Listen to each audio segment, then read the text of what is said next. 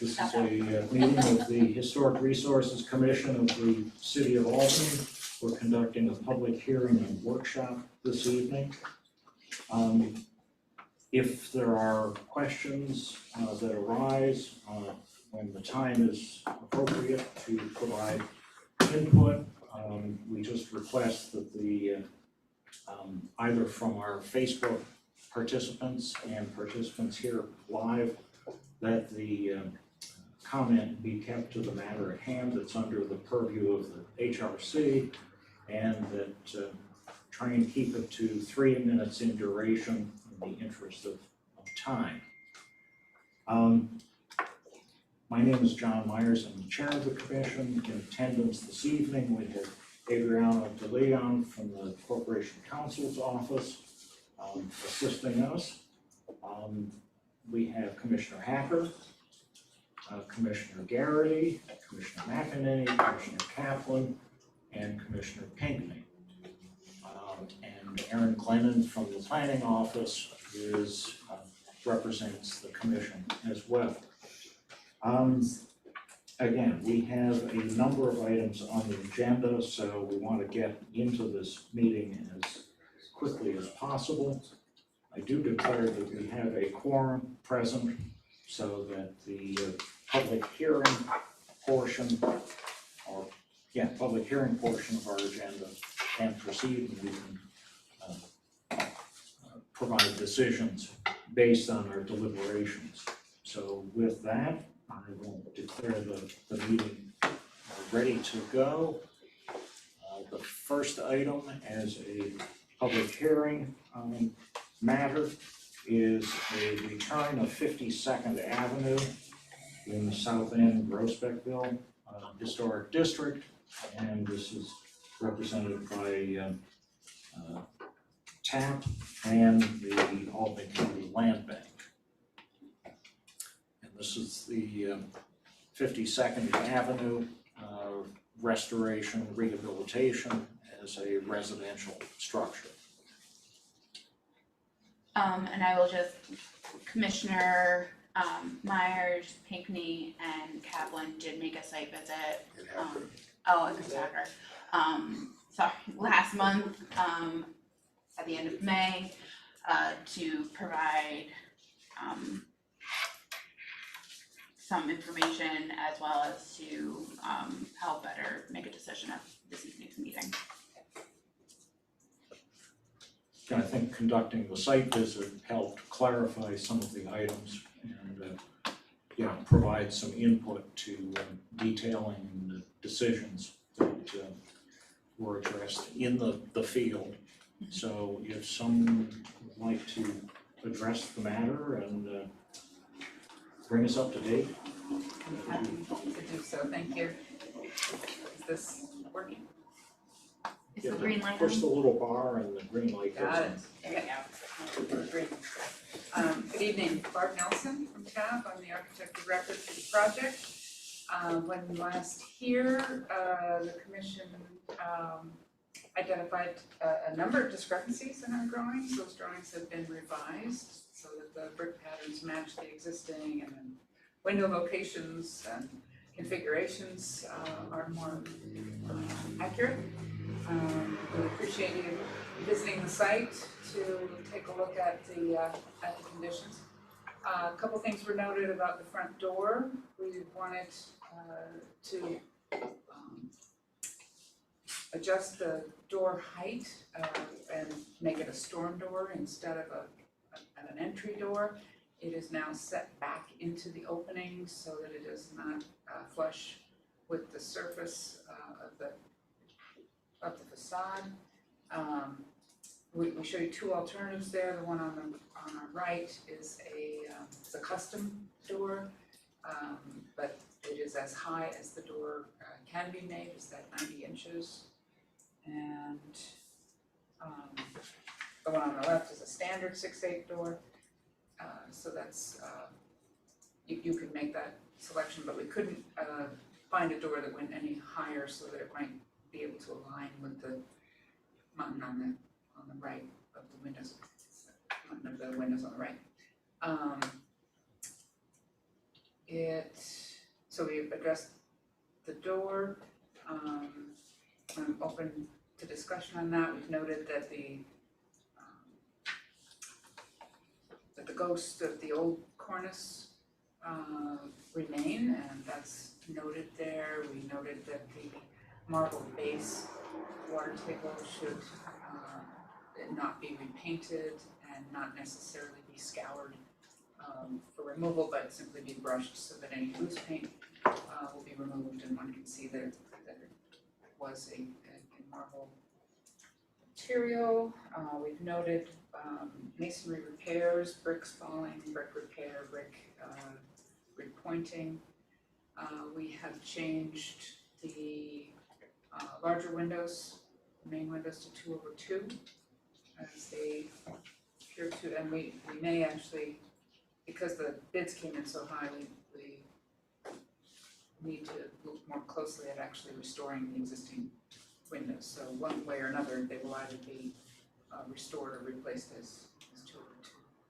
And then you would have to put on the storm window if you repaired them. Right, yeah, we would. But we're looking more closely into that. I think that addresses the front facade. Any comments? There What was was the cost that you got for the, oh my gosh. per window, do you know? Oh, per window, I don't know, but the building, this single building renovation is in the $750,000 range, which is crazy. So what most likely will happen is that this building and 48, which is deemed not necessary for review, 48 will be completely stabilized and the front will be done, facade will be restored. So that both of these buildings will be completely restored on the exterior. This building, number 50, will be completely renovated and occupiable. Building 48 will stand stabilized until either more funding can be found or a buyer will complete the renovation. So that's side work. On the side, you can see that we've noted the correct treatment of the window that sits in an existing, a prior door that exists as an infill. That's the first one there that's noted. And then on the door on the right, it is removed, but a panel is constructed in its place of AZAC and painted so that it doesn't look like a fake door, it just now is paneled and one can read it as it was once a door. And again, just basic brick repairs noted, masonry repairs noted.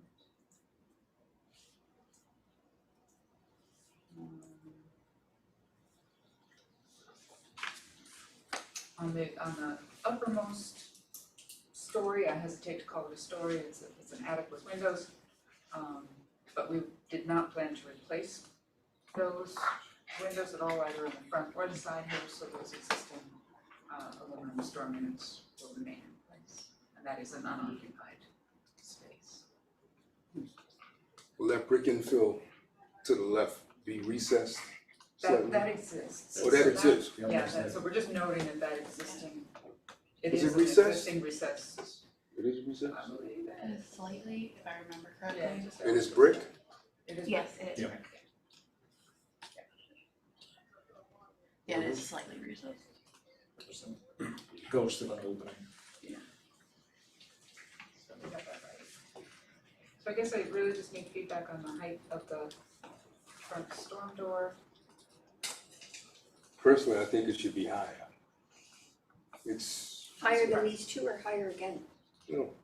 higher, the one on the right, as high as that. As high as that? Is the entry door, the entry storm door, is that made of wood, or what is the material that's going into that? It is a aluminum storm door. Doors. So it's a real storm door, not like, we call them snow doors, those first set of entry Ah. doors. Okay. It is an aluminum door, it comes in 4 colors, so we can get the sandstone or the bronze to kind of fit with the color scheme. But the largest one that they will make is 19 inches. Yeah, I think that would match the historic height It's better. of a typical door. What's the door behind it? Now that's, this is the storm door, and then you have another door, Oh, gosh. at the main entry door. I think it's one door, right? It's one door. It's one door. I don't have the whole set of drawings with me, so Had a makeshift transom above it. Yeah, But I don't recall whether we're replacing it or refurbishing the ones there.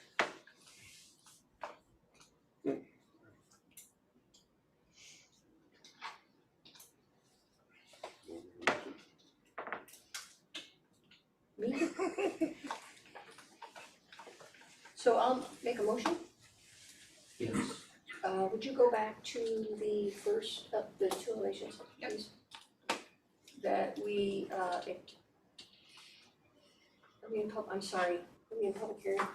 Huh? We're not in public hearing, Yes, we are in a public hearing. so I can make a motion Yes. without any other comments coming in. You can make a motion and then we'll take a And look we open Got a training here. I'll make a motion that we approve the project as shown with the alternate taller storm door. I'm not sure if it's 7.6 or 8.0, but It's 9 feet. yeah, but they say two different things on the, Really? it doesn't, yeah, it's that dress person again. With the taller storm door to the maximum height available. Oh, it's the storm door we just ordered.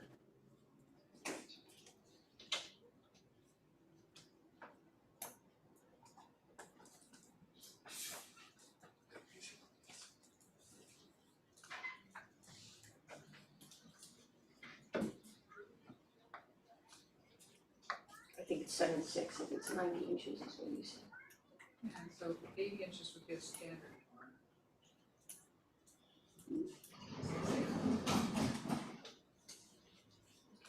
You're right, 84 is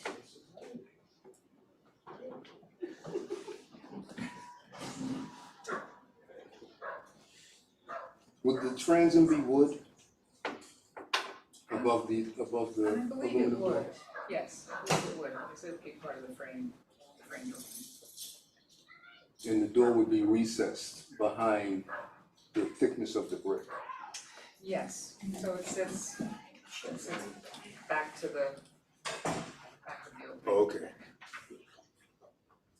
The transom recessed too, should be on the same Oh, point. it would be in alignment with the door.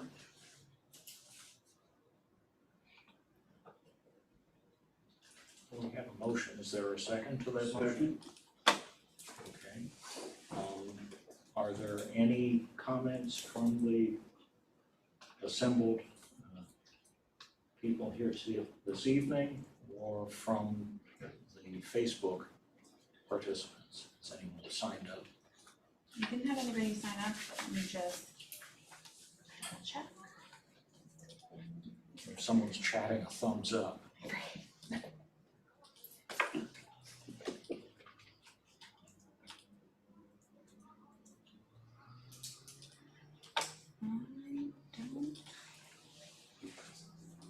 Nope. No one.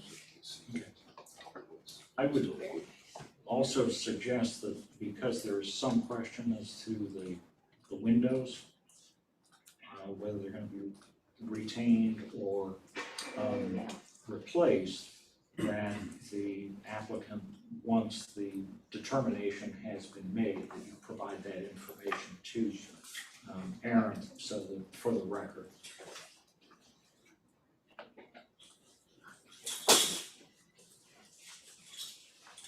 Actually, apologies, clarification that I should have had before. Can you go back to the front elevations again? Barb, you said the third floor on the side elevation, no, this is the one I want actually, so that there's no work on any of those attic level windows. Right. Where are you putting insulation? At the floor level. At the floor level? We don't want to encourage occupancy of the floor, so we're doing as little. Yeah. Because at the highest point is 7 feet and it drops quickly. And there's only one stairway down to it, it's just hoping it'll only be used for storage and it's cold. It's interesting that the windows don't match when you turn around the corner. Yeah, it's funny. Yep. And I wonder if there was an extra floor that burned or was removed or something, because why else would those windows, you just don't usually see windows tucked into a corner. Yeah. Or an actual stairway. Did you find that in 48 as well? No. It's much more standard. The staircase would be on the left-hand side anyway, Yeah, it traces right up the, which wouldn't have anything to do with that window. right. If the window had been on the opposite side, it might say the elongation with light in. Interesting. Actually, it was notable when we were on site was the fine materials in this building, and also the second building down, and I can't remember if it was the third one down as well, but they had nice marble base and very nicely detailed cornices. They were And actually, when you get to the third building down, the detailing of, the wood detailing of all the That's cornice right. work is the same, but it's a That's wood right. building rather than that's right, a brick and marble building.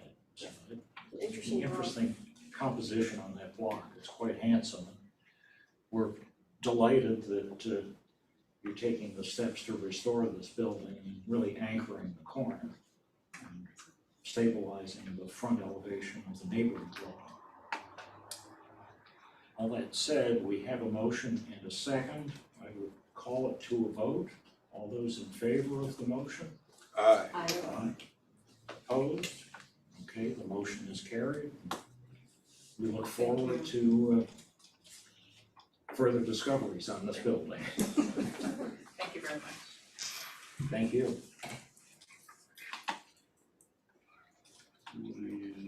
Next item on the agenda is 48 North Pearl Street from the downtown historic district.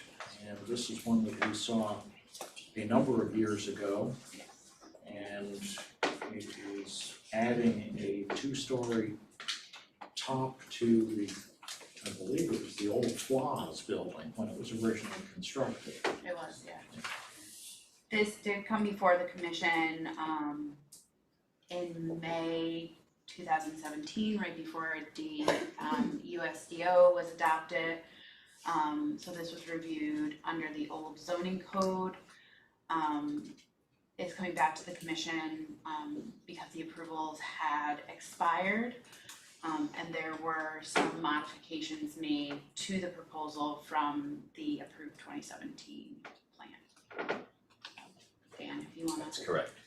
So as far as Danny Sanders, Harris Sanders Architects, presenting the revised 48 North Pearl presentation for residential units above mixed use. The function of the second floor now looks like it can be a law office. First floor, still looking for commercial tenants, and third, fourth, and fifth would be dedicated towards the apartments. The modification since our previous approval from, I believe it was 17, right? 2017. Have to do with finishes. Basically the form of the building was similar to what was approved then, but as far as the finished product and the materials, those have been modified. The present proposal is for the North Pearl Street side to take on more of the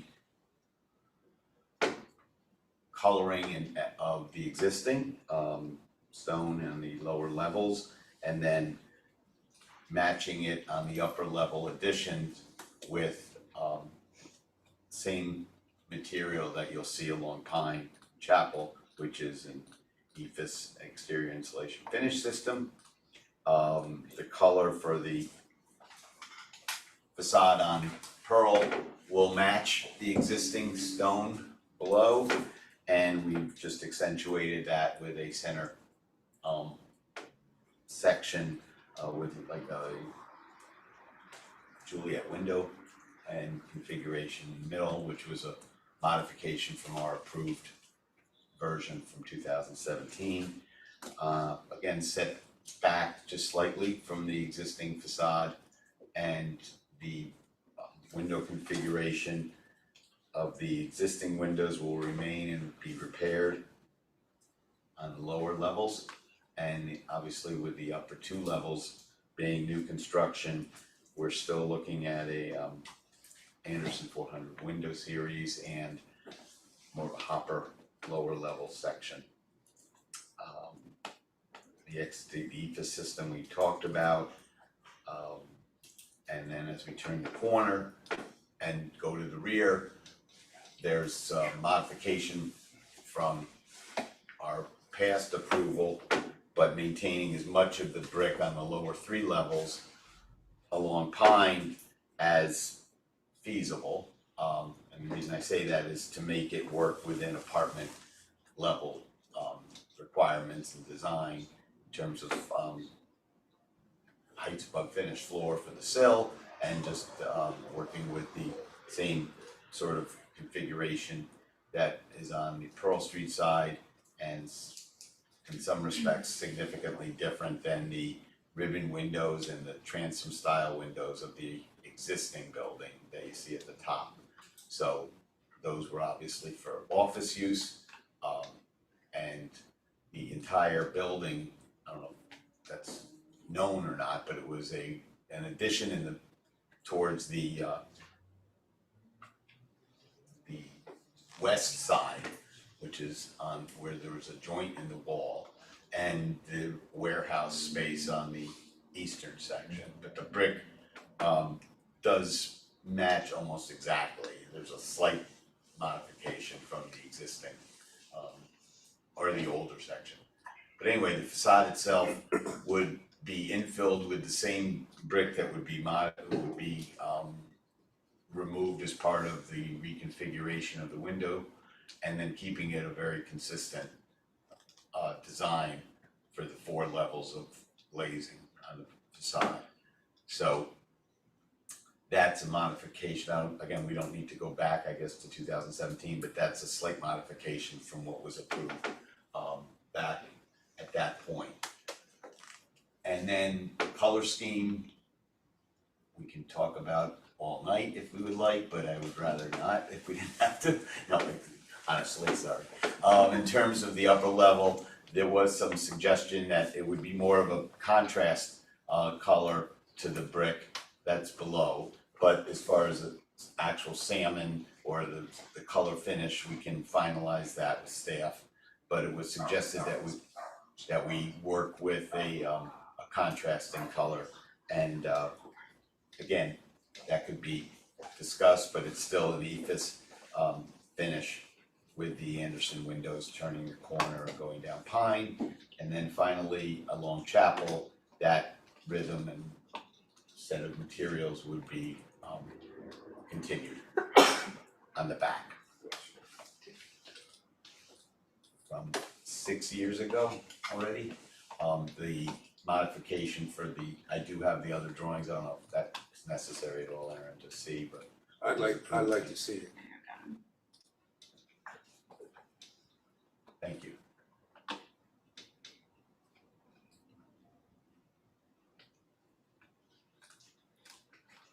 What's the window configuration on the upper 2 floors on the front? Existing. On the front elevation, on the Pearl Street elevation. What's the So existing? the window configurations being on the existing facade, Yeah, but what are they now? that's what we're maintaining, like a hopper Okay, below alright, so you're maintaining that. and upper. I mean, it's pretty much being maintained, yeah, that design. Okay. Thank you. Again, a lot of the discussion, even with, I believe Norman involved in it at the time, brought up that, you know, to restore, to maintain the integrity of the modern facade and not try to modify that. And then while we're doing an upper level addition, not trying to fight it and keeping as much of the color scheme and the rhythm of the windows. Similar. And you're keeping the stonework. Yes. And matching the new color on pearl with that. I barely remember this, it was a long time ago. Is this a contributing building? I believe it may have, with the amendment to the downtown district, I believe it may have been reclassified from not contributing to contributing, if I remember correctly. One of the items in terms of the previous approval was we were turning the corner with that same material configuration. And now we're modifying, we're making the Pine Street all the same. So we're not, I need to explain that further, but the material from Pearl was turning the corner, and now we're not doing that in the revised edition. So I have picked up an image of that. Yes, that, similar to that. What is the material on the lower level on its outside? The brick, Yeah, originally. we were accenting it with stone, and it was just, there's a lot of work to do all of that. So we decided, and it was discussed with, Those sheets of limestone that was originally Correct. proposed. yes. But there was an extensive amount of work to come up with that window pattern. So we pretty much refacing considerably more than we're showing now in terms of the brick. And of course, accentuating it with an accent band that we're no longer using. You know I like this better. Aaron, do you have, You know that? can you I did not possibly know put that. this side by side? I'm sorry. I have it open here, but it's pretty instructive, I think, to look at the previous elevation Yeah. and this one, sorry, side by side. Now, One you're, second. the reason for you going something more simple than the 2017, is it because of money? I mean, the wrapping around It was of the suggested that we glass. not modify it as much as we proposed, honestly. The money is a little bit of it, but in terms of keeping what's existing and trying to maintain, hopefully, the same brick where we can, because there's some infill work that we're gonna be doing to blend it in. But at one time, we were talking about painting it or something, the brick, so that you would never be able to tell what was infilled. So again, we're here for discussion, so I don't necessarily feel that, you know, we have the only answer. Well, I know that two-story glass edition from 2017. I mean, Glass and Nichiha and some other materials, Yeah, but yeah. sorry, yeah. It creates a very interesting appearance. What you have, the current design, it all looks like one building to me. Different colors, but one building. There was some discussion about 99 Pine, as far as something to recall in the neighborhood, where the ephes was used considerably in terms of a modern renovation. So these are things that have Ooh, come up yes, and. That glass is a modern, interesting touch. Has the proposed use of the building changed from 2017? Just the second floor. Hopefully getting a tenant for the majority of the second floor, but third and fourth and fifth are still the same layout, apartments and all. It's apartments, but Yes. it's different than office space, you know, like that. No, it's always gonna be apartments. In our plan, it's existing is office, correct? I mean, you can tell by that window configuration, it's not Seems a lot more commercial, and now it's gonna be residential units and stuff. correct. That's gonna dictate window, the fenestration. Sorry? That kind of dictates some of the fenestration. Yes. Overall. Yeah. So on the current proposal on the bottom, the lower 2+ stories are brick. Correct, And it's an ephes above. correct. And on the 2017, brick, again, lower floors. And those band courses, those were there? Are there? No, they're not. No, they're not there now. It's a very stark brick building right now, if you go back to the, I don't know, the photograph. So I shouldn't have said stark, that but was I'm the just saying brick, existing continue. brick, and then you were adding those We band were courses? accentuating the floor levels with the banding, yes. With the band, what was the banding to be? It could have been either an ephes or a stone, but it would have been a lot of work to do that, to slip it in. It was sort of like an idea that, I don't know, if we looked at it a little further, was really taking away from the existing wall design significantly. And then if you go, and then, perfect, thank you. And then the original materials on the upper floors in 2017 were That was like a steel panels? composite panel, Nichiha of the like, and that became extremely costly and not necessarily the direction the owner wanted to go in terms of a finish for that either. Although the massing is fairly similar, Mhm. but what we did between the two versions, you can see the window configurations are slightly different. They all line up vertically, and whereas the addition, second floor, has a different configuration in a couple of the bays at the joint, for instance, there's a single window, and a couple things were changed, but now they line up fully. Was there any consideration to retaining the existing ribbon windows on this elevation and using that as part of your design? No. They just don't work with the floor plans, they just don't work with, basically a typical apartment layout. No, it has no fresh air anywhere, there's no little, Now, those would be operable hoppers. place to go out. What do you mean? The proposed? Yeah. Yeah, those small windows are operable, the Right. hopper Yeah, at the bottom. but nobody's got an indentation where you could put a chair in or anything like that. And I wonder if you're gonna have a roof garden on top of it. No, we were talking about it, we're not doing that anymore. So there's no roof garden. Becoming a liability issue, all the units will be set back at least 10 feet. I do have a roof plan, I don't know if you have that for the HVAC, so that by code, we're 10 feet away from the perimeter with our condensers. So disregard the roof garden on the left, regard the rest of the roof on the right. Can you put the two There's no North stair North going Street up there. elevations together? Like you There just would be, did no, just hatches Decide. to get to the mechanical. 2017 and That wouldn't be a, Roof garden's sticking on top of that aquarium, I think. On the upper part of the addition. It would have been nice if it was in the front though, better, but either way. So there's a setback of the 10 feet around top and bottom, you can see that dimension.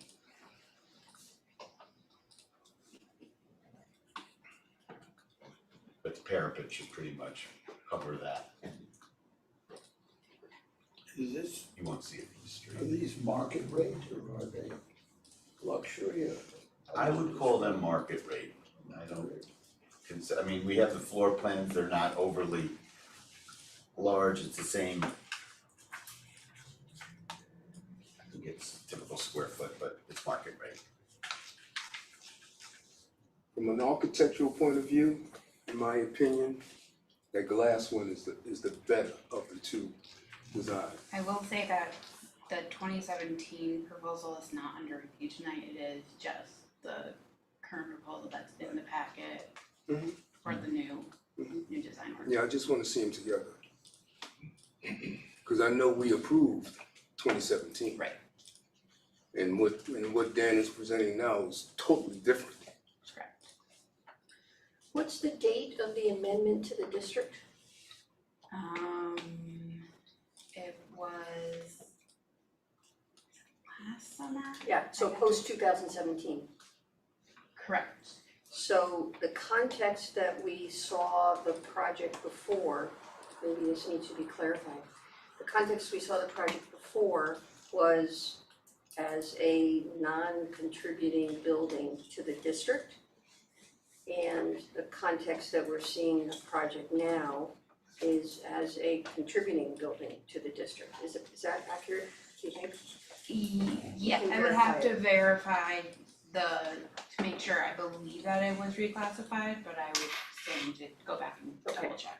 Well, if that were the case, it feels that looking at a two-story addition on this building it's kind of a different set of lenses to look at the addition. Different set of lenses with which to look at the addition. And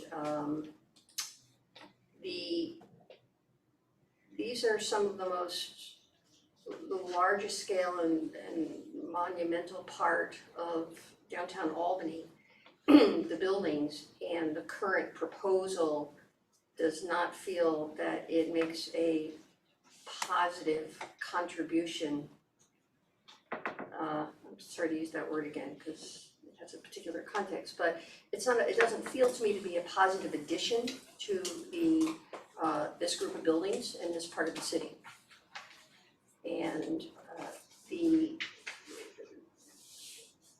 simpler design and simpler, less expensive materials are, I think, in contrast to what we saw before, are notable.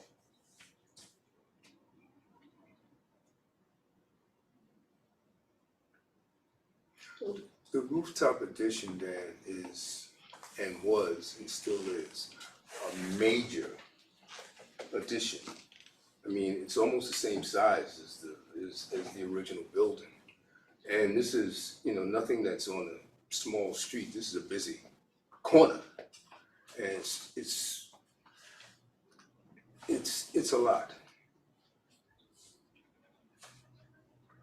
At least with the one of the 2017 one, glass is something that you can see right through. You already know that. We've been through that glass issue. This is a very difficult one. The one adjective I've never used mentally is attractive. Excuse me? I've never used the term attractive in looking at this. Therefore, how much of it is a positive addition to downtown Albany? Or is it an intrusion? Or are we just stuck with it knowing it's non-contributing and let it continue to not contribute? Would have been exciting if there was some ameliorating thing like a roof garden where you'd say, well, on the other hand, that's gonna make it an exciting place to live and to visit. This is people storage, just people storage. The scale of the project is such that I think that verifying that context of contributing would be appropriate. And for me, would be helpful for me, and also understanding the boundaries of the district so that we understand how that side elevation fits into the district boundaries. Is it merely just, it's visible from the public right of way, or in fact, does the boundary of the district really pick up much of the building? So that, I think, would help set our context for the conversations that we're starting to have.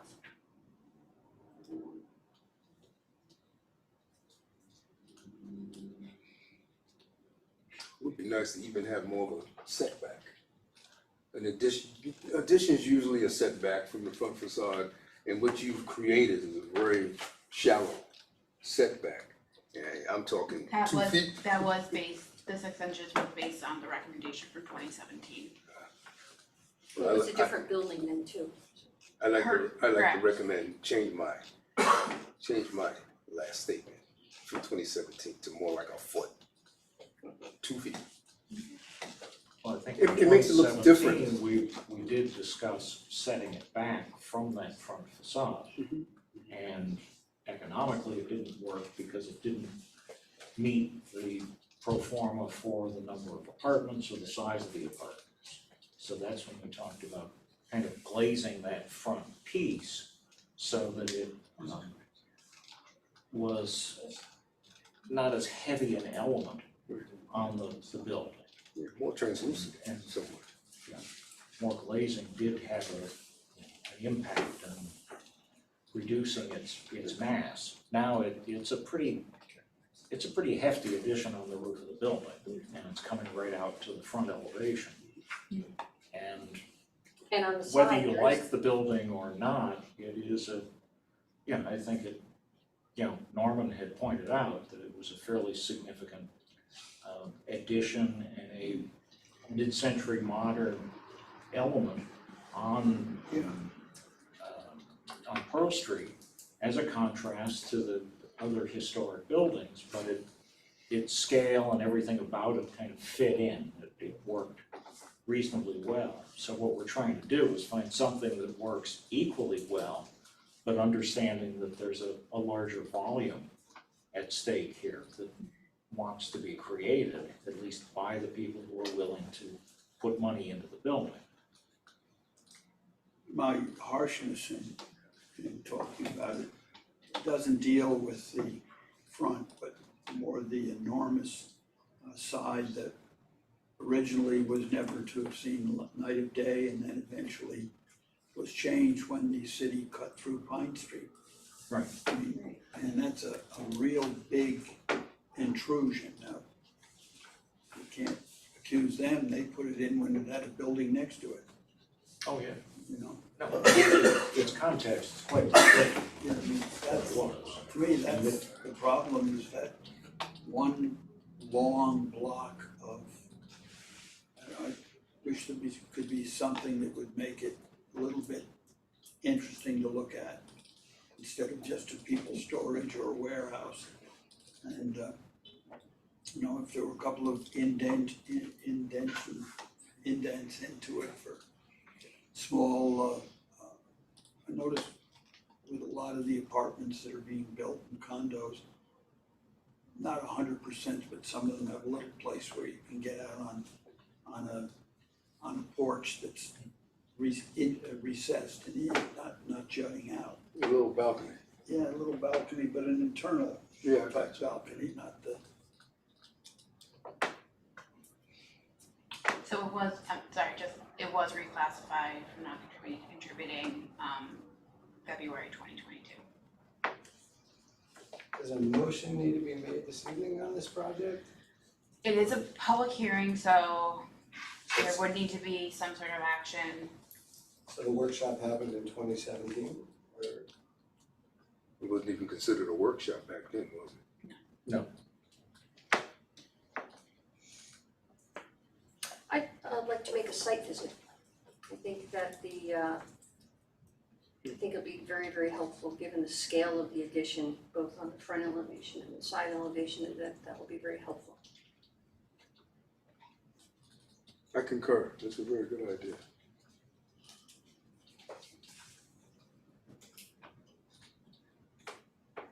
Could I take a look at the side again, on the south side?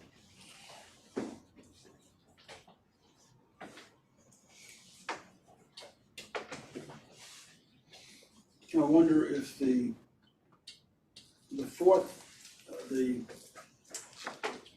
second floor is offices, I take it, in this plan? Yes. I wonder if we could break up that mass by treating the second floor to be more like what you would put if there was a sidewalk next to it. But something that looks like a retail or professional building, instead of looking like the 3 flights on the top. If it had a different character of its own, which would look more like it was an extension of the community of North Pearl Street. I mean, we're dividing 3 stories of apartments. We don't want them to look like each other, so we take the bottom one and make it different color. Well, we did have a version of that a few years ago where we, just to give you an idea, again, from a massing. Horizontal separation. Yeah, That was significant amount of work in terms of reducing the brick line yeah, and bringing the third floor down in some finish. You know, but that's what that massing looked like, forget the two towers at the end, that wasn't the point. But from a proportion standpoint, At that time, the second floor was envisioned to be residential as well. correct, yes, So now it's changed to occupancy. functionally correct, yes. You know, in some manner playing with, the glazing pattern to be more evocative of an office environment or playing off of that, and then having the upper three floors reflect the new use of the building as residential may be a differentiating element as well. And maintaining the brick. Well, I think you're kind of stuck with the brick. Yeah. No, I understand. Yeah. I mean, there could be, again, for discussion purposes, we could go with more of a ribbon window or something like that, depending on how the office laid out for the second floor, more in keeping with the existing. well, the second floor would not have a functional necessity to have all of those windows be exactly the same as That's what I mean. what's They don't have to line up with the Right. residential. They don't level have to, above. they Right. have, So if it was a ribbon or a continuous window, they wouldn't line up necessarily, maybe on the two ends they would, but something to consider there. And in terms of the window design, having said that, they wouldn't need to be the hoppers and stuff, we could look at that. that would give it more of a feeling of, It would break the building up though a little differently in terms of how you look at, you know, the stratification across with the windows now as another detail that's different than just brick and the upper two floors material, right, which is what we have now. You know, the lower two floors sort of blend in, they wouldn't anymore. 3 and 2, I should say, not the lowest, but 3 and 2 would no longer blend in, except through the brick. I think we have to look at it, I'm not, you know, saying one way or another yet, but I understand functionally, it would be more consistent. Would you consider having that second, third and fourth floors, the addition, the right side glazed? You know me and glass, man.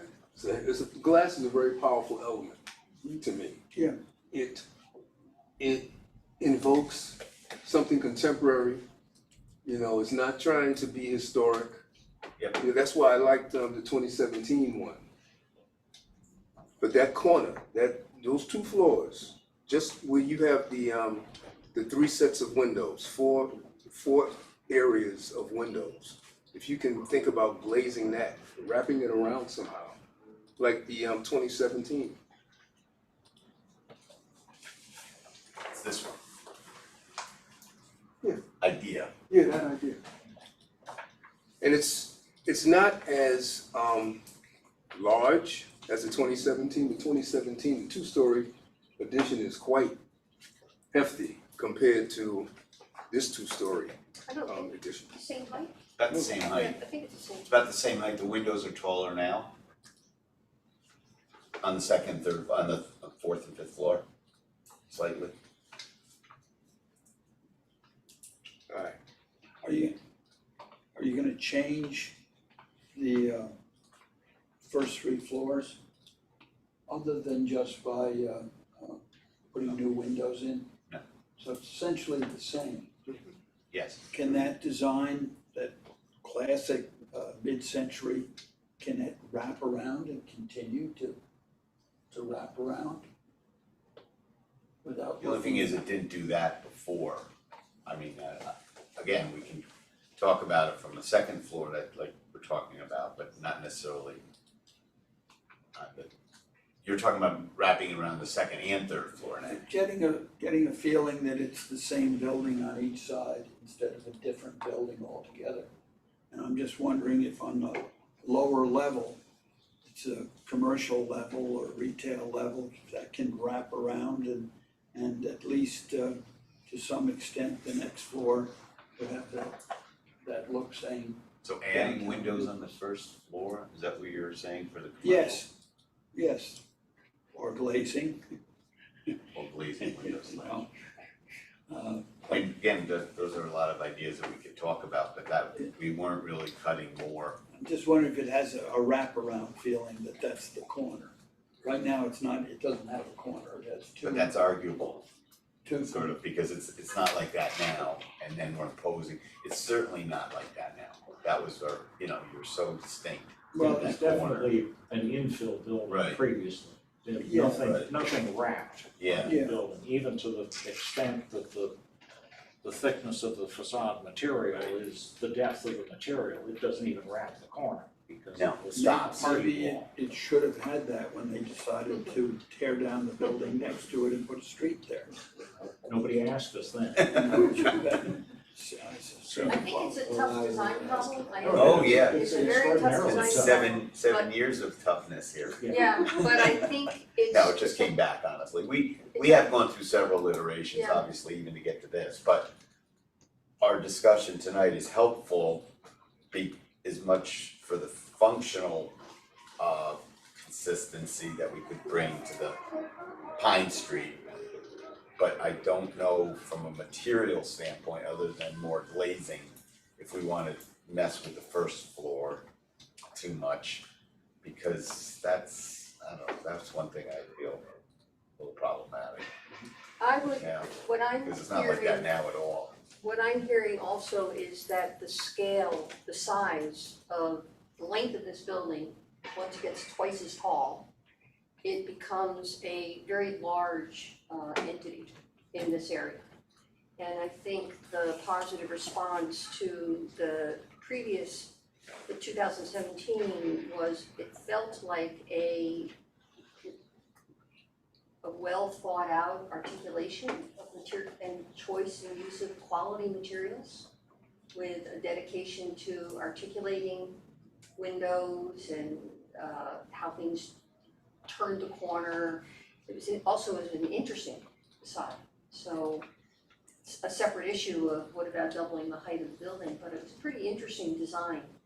I think that the stripped down versions here, as I said before, I don't think that the elevation that we're seeing here, particularly without any kind of glazing as we saw before, or we've been talking about, or other articulations, it does not make a positive addition to this area of the city, which has some really fine buildings with fine materials, and durable materials, and interesting materials, and interesting profiles and planes and all. So it's probably how I would summarize what I'm hearing. Could we kind of go back to the front a little bit to Pearl, just to kind of close that discussion in terms of, we definitely understand that there's a lot of options, I would say, on Pine, but not necessarily maybe as many options on Pearl. I'd like to hear your, feelings about that, if you could, that would be helpful, thanks. I think it's fine. Visually, I don't understand, is that on the top floor right under 48, a recessed balcony? Yes, that's the Julia. One recessed balcony.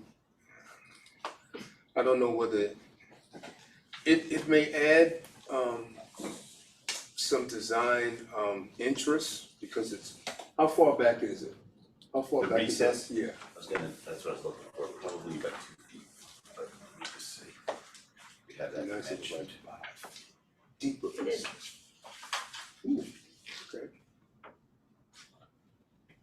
No, it's not. No, those are 2 doors going up, sorry, there it is, yeah. It's only a foot.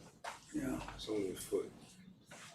what they call on a cruise ship, it's a French balcony. Yes. Oh, so the entire area is not the, Not a big indentation. wow, It's within the parapet up top. And why even have The something? Why have- why- balcony is out, that's all set back about 8 feet, the whole, that That, shadow, yeah. Oh, okay. Then Yeah, we'll- that's a railing. That's Yeah. a railing out The there. railing is what I was talking about, is only a foot. Yeah, Oh, but yeah, that's yeah. outdoor space. That's, there's some interest to that, some visual interest to that. So that's recessed? 8 feet maybe. Nine. It's 8 feet About whole. 8.5 feet It's 8 feet whole. deep, it's 8 by 8 square. 8.4 by 8.4. If you add that glass to the side there and have that glass wrap around, we'd be talking about something. You were here 7 years ago for the health. Yeah, I was in.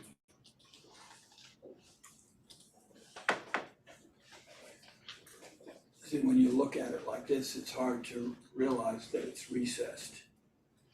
Well, shadow is Yeah, the that's best what we it's- could do, Yeah. but the plan is fairly, clear, right? So the people on the fourth floor? It's one unit. That's a one apartment. All the way across? Yes. One apartment? And it actually has a patio or From the bedroom and from the living room. It's 2 doors out to the balcony. wow. Well, that isn't gonna be market rate. No, that was. That's a pretty large apartment. Yeah, it's a nice unit. I still think if it's possible to recess it, the whole 2-story thing back a little bit more. And maybe a different color. Structurally, it's a problem, honestly. Structurally, the problem. Well, sure, because it's got no bearing points all the way down, Yeah, unless we took it a whole bay back, which we don't wanna do. We don't wanna lose 2 units. well, think about a different color, maybe a lighter color, something to But the differentiate. on Yeah, on pearl. pearl, even lighter than the stone, I I don't, mean, I it's a don't light think, I don't color think we right wanna now. go darker. That's why we're really trying to match it. I would actually, yeah, I'm pleased with it matching Okay. on this. I would think that adding a color, different color to it, further differentiates the two, since you have the second floor basically flush with the historic, with the older building. And yeah, the glass pattern is totally different than the glass pattern of the If this was, existing building. yeah, if this was an angle, I think, I would have caught that. I did not catch it when I saw it before. It looked like it went straight up. Is that a parapet? There's no, so where's the roof line on this building? That's parapet, on the 5th floor. Okay, well, what's It's the the height? the 4th floor is sitting just behind the parapet of there. It's a slight parapet, I don't think it's very much, but we're ending up really not having much of a parapet at all. This is above the 48, that's what I'm talking about. The parapet of the new addition. Yes, Is it, that's the question, I'm sorry. what is there, how much of a parapet height on the roof? Or is it just a flat roof, right? It's a It's got flat a metal roof. coat. Not much. It's got a The metal roof coat, plan- roof deck. Oh, I see it, yep, Yeah, forgive me. the roof deck is set. Right, okay. But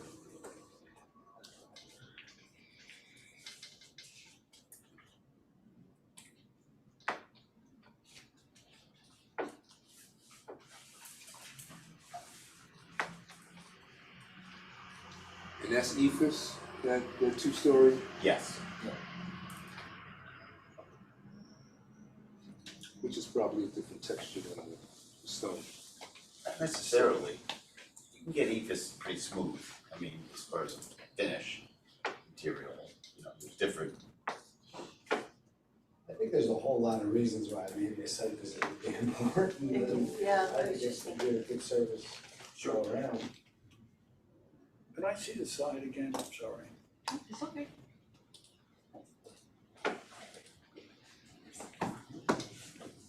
Doesn't show any 8-foot indent. The front, no, It's flush. It's not there. No, you wouldn't see it from the side. no, right there. Well, How would you see that? It's stuck in the middle of that, it's in the middle. It's in the middle of the frontal side. The notch is in the middle. So it's just a notch, it's not the, No, it's just the notch for the balcony. and the numbers on top. Correct. The numbers on a fascia were just flush with the rest of the building. It's not- Is the apartment on the floor below that top level unit similar in size, or are there two apartments There's underneath? two, we're splitting it Okay, on the fourth floor. so having a kind of a double notch there to alter the massing of the front, breaking it down a bit more, isn't feasible. I mean, they're not exactly equal, the side, yeah, there's a plan. So you're saying having a two-story indentation? Third Well, and it's hard to fourth, make it a balcony and two-story. Well, Yeah. you're right, you're absolutely right. Well, you know, you can still have the floor. You could can step it back, yeah, and there are things you could do with it. I'd like to make a motion that we defer our further work on this until we get to a site visit. We schedule a site visit. Second. Okay.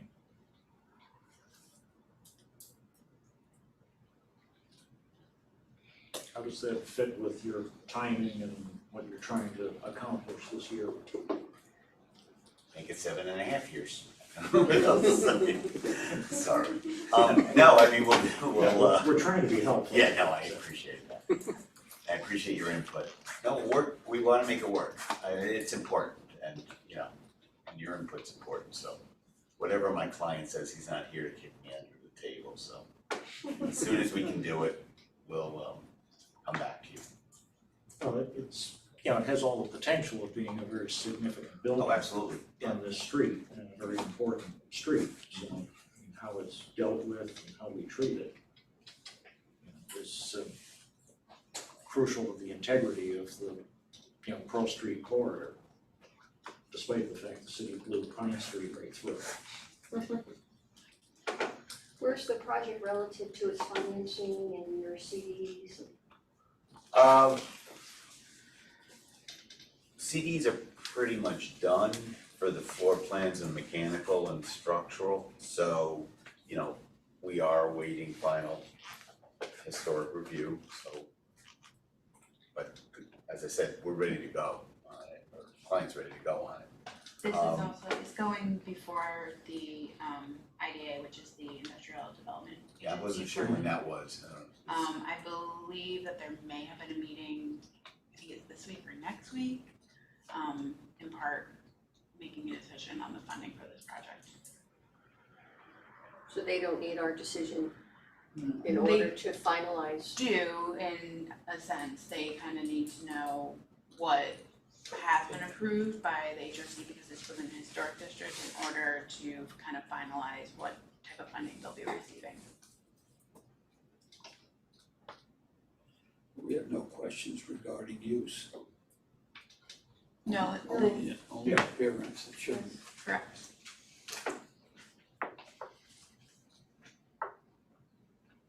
Let's just see if we can get a site inspection as soon as possible, I guess.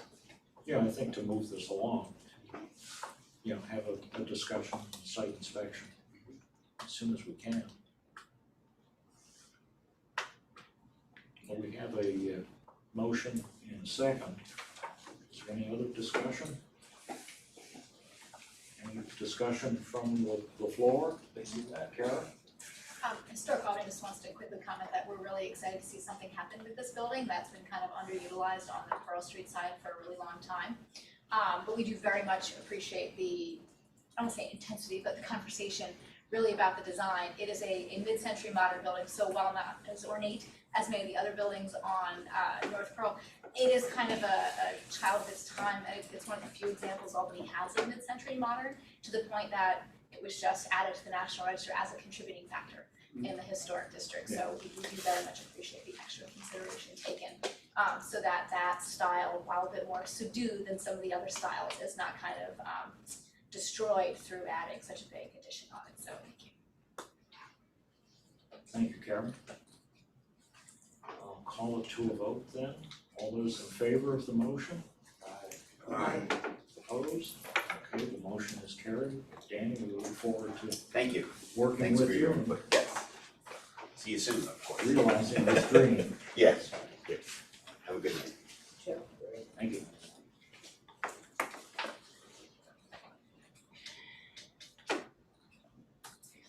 Okay, we are now embarking on the workshop agenda. And the first item on the workshop agenda is 11 Irving Street in the Center Square, Hudson Park Historic District. And this is a proposal to replace existing windows believed to be historic with new windows. So it is a proposal to replace the 7 2/2 sash windows. The reasoning in the application was for energy efficiency and that they were drafty. There was no evidence provided with that they had explored options to repair the windows. You know, it was encouraged after receiving the permit that they, you know, the historic resource overlay standards do encourage retention of historic material first. And that's given priority before consideration for replacement. And that, you know, unless the windows are determined to be, you know, damaged or deteriorate past the point of repair, they should be retained. Is there somebody here to talk about the project? The property owner is on Zoom. The windows that you're showing us right now, they've already been replaced? No, these are the existing Historical.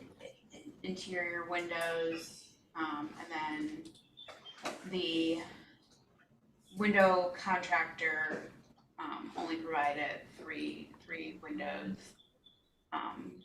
within the structure, or 2, and then 2 pictures of frames. So that's the storm window we're looking at, running on the outside of the cell. I don't think we can make a decision. I mean, there's not enough information unless we do a site inspection. This window. That window look like it's in pretty good shape.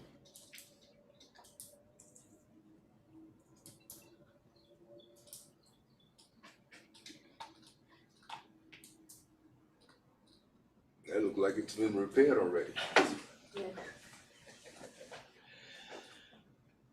Save yourself. And he has a storm window on the outside, right? Looks like a storm. Yeah, from the detailed photo, was a storm window on the left side, and just showed the sill, probably where debris and moisture had Right. collected because the storm window wasn't weeping properly. Yeah, if you do have any questions, the property owner is available. And the window above the entrance seems like it's 1/1.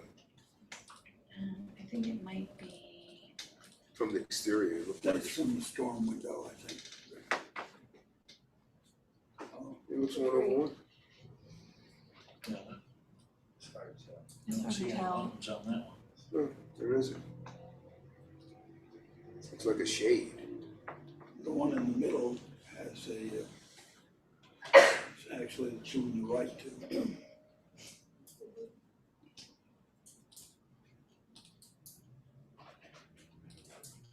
Just on a general note, Possibly that one window has been replaced or changed over time, but the majority of the 2/2.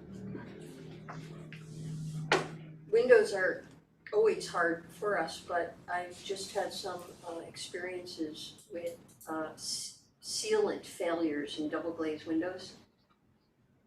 Which is, when I talked to the manufacturer, he said, well, they're 35 years old. Right. And You expect to see What do you fail in expect? that period of time. right, and it's kind of alarming because a wood window you can repair. Any of the replacement windows that we see, they're not repairable. And so I was pretty surprised. Again, I'm just sharing this piece of information, it's not necessarily about this project, but when he said, it's 35 years old, what did you expect? It was, oh, just throw those windows out. The glazing, right? Somewhere I heard an Anderson warranties it for life.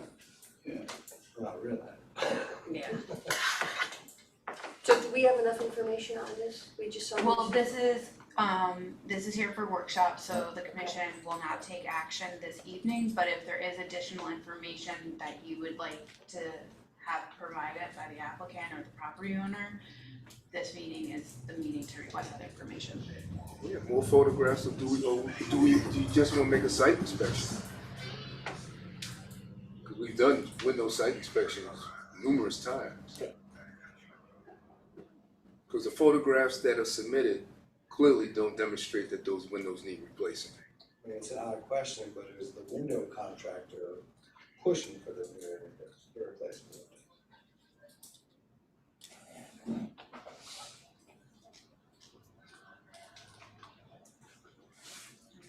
Well, I think clearly an inventory of the condition of the windows needs to be provided. There was, we require, as part of the certificate of appropriateness applications, the window diagrams, which were in the applications. Right. That do go through and they document the existing condition, damage to the windows, and then whatever the proposed replacement is. And that was provided by the window contractor as well, and that was deficient with information, so, as well. So you just wanna request additional information? We still might get insufficient information after that. First, I would personally just wanna make a site inspection, look for myself.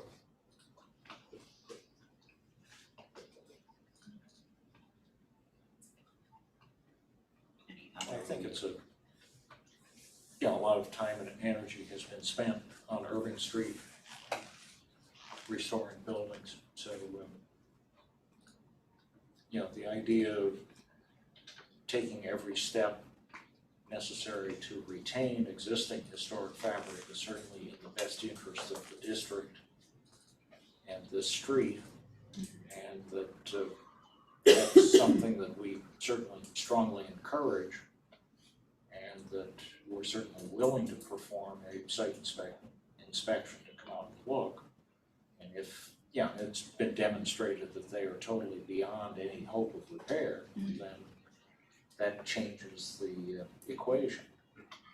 But, that's a fairly high bar to meet with old windows.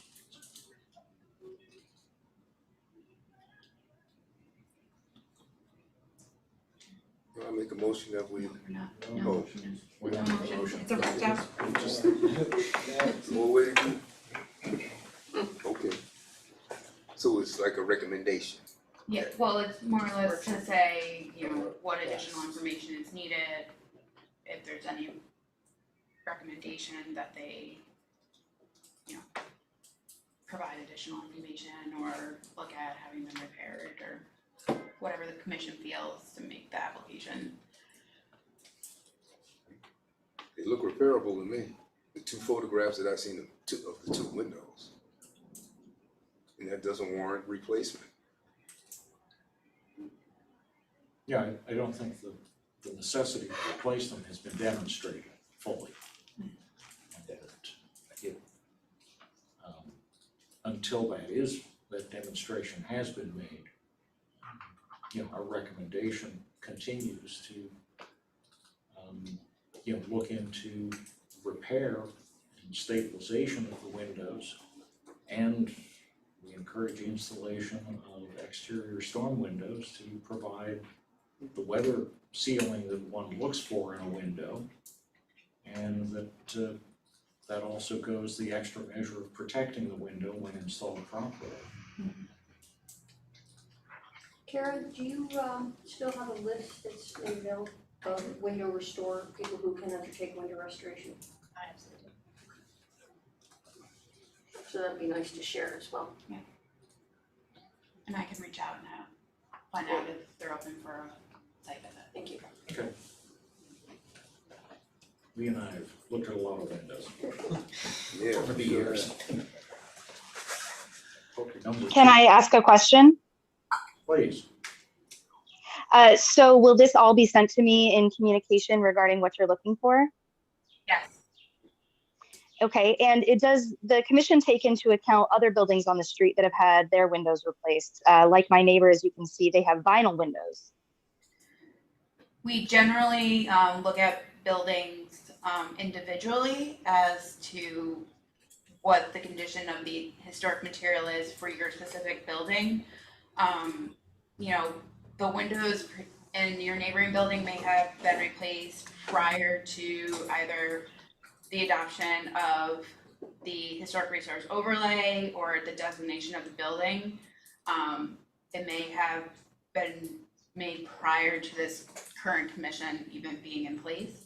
So we would not consider the fact that the neighbors have installed vinyl windows, Or they were just put in. or they could have just been put in, correct? Okay, thank you. You're welcome. Thank you.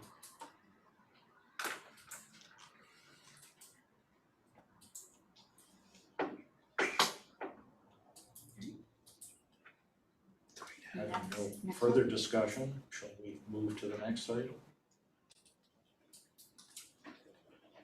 41 Jefferson Street in Center Square in Hudson Park.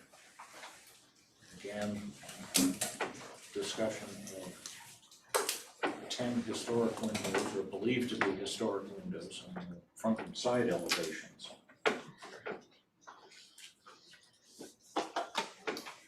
So this was another permit application that the planning department received from the building department. Again, very similar situation to the previous application on Irving Street. The property owner is here this evening, and he has provided some information which is in the packets that were provided to you today.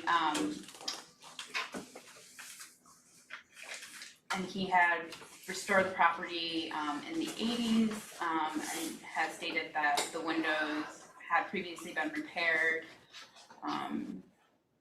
and is now considering replacing the front windows with a clad wood window and the side elevations with a vinyl sash window.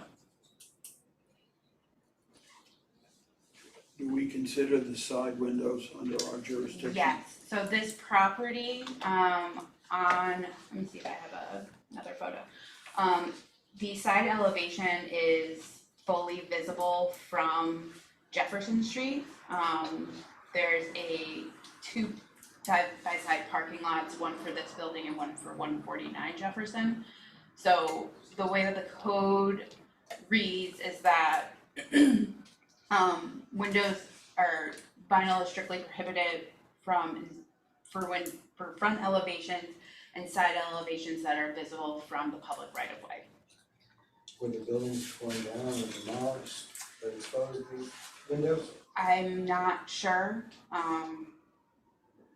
Is it a vacant lot now, parking lot? I mean, I would guess just based on the fact the number of windows that are on the sidewall, there are probably buildings there, but there may have been an alley between the two structures.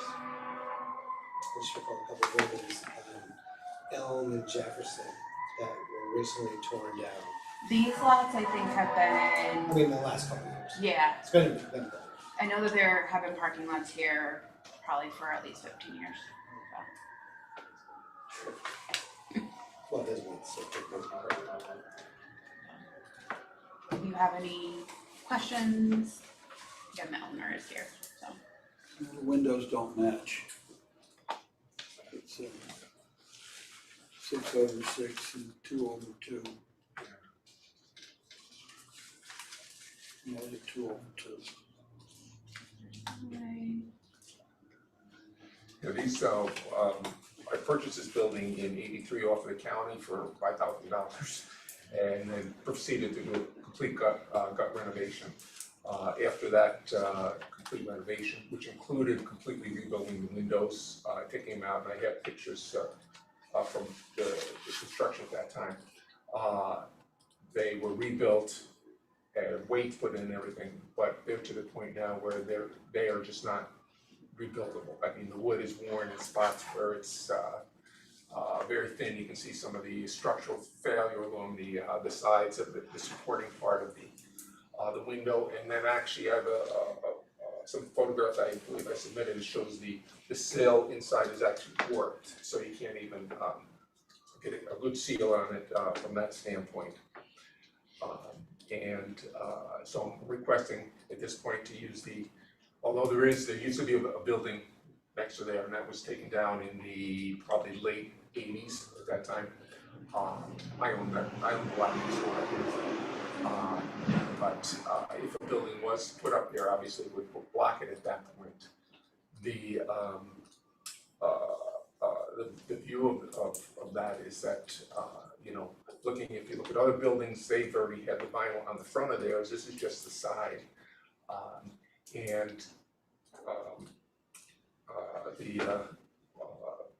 One of the big things with this is that there's also which is my issue, but is a $7,000 increase in cost if I use the wood clad on the side of these buildings. Over the 40 years, I always try to maintain the buildings, keep it in good shape, updated, you know, periodically to keep good clientele and keep it fresh, keep it energy efficient for the tenants, and you know, spending an additional $7,000 just to and that's on the side of the building will definitely impact future maintenance and upgrades that I'd be doing, because this is only a 2-unit building, you know, so and not a significantly big building. So and I had actually lived in this building for 8 years, lived on Jefferson Street, an additional 3, so a total of 12. So I'm very familiar with the building area, and actually appreciate when I renovated it, did it all to historical requirements involving the Historical Society at that time, and enjoy that. And I think what you guys do, trying to balance historical needs with the needs of modern materials and uses and so on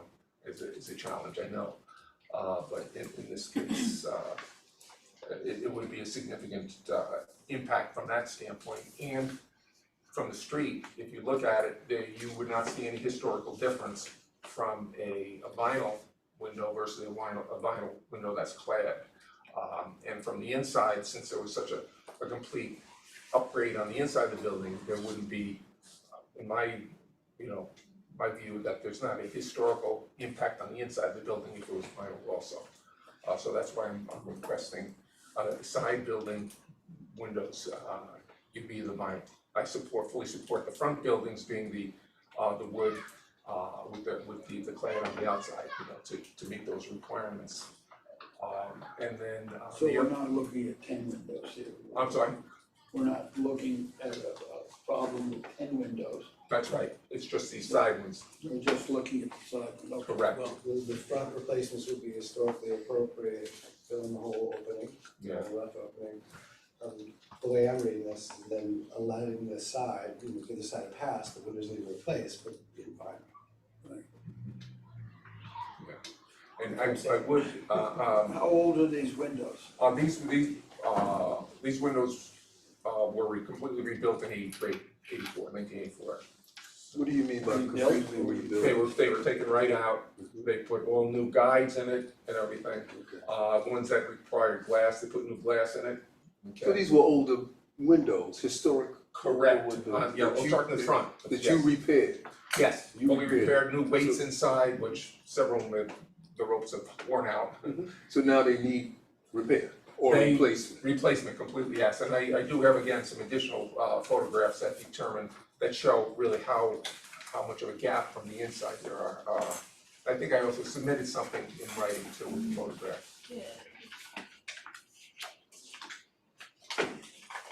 Pass out 2 copies here. I've got 1 copy of this thing. And this is Rick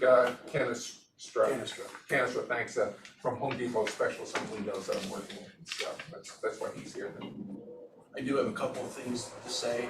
All the side windows are basically from the back half of the house there is really no windows on the front side of the house. So you're looking more towards the back end of the house for these vinyl windows. When you look at the side elevation. Yeah. He's also, as far as being repair, there's a lot of them that the framework has now twisted and rotted, that we're replacing. And considering that he's already repaired them once, you know, anything can be repaired. It's gonna be a cost of how much you're gonna spend on repair. But a repair to an old wood window and trying to make it energy efficient as today's windows, you're never gonna do that. Putting a storm on the outside with a single pane, U factors how they rate windows. A single pane window is rated at 1.5. The lower the number, the better the number. It ranges between 0.2 and a 1.5. A 0.2 is a triple pane glass. The glass that we're putting in is 0.28 and 0.29. With a storm and a single pane, you're looking at a 1.1. So as far as energy efficiency, they're not. Anybody that tells you that, I'll bring in a system that'll show you that it's not. I build antiques. I know the difference between restoring something and making it better. And as I said, he's got a lot of pictures. I took a lot of them pictures where you're seeing big gaps around where the framing is twisted and all that. Repairing windows, you're not gonna get that gap to disappear.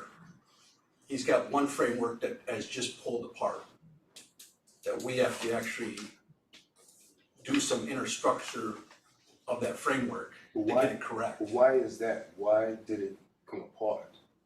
Do you have any idea? Just. Wood windows, any kind of window. Moisture, you know?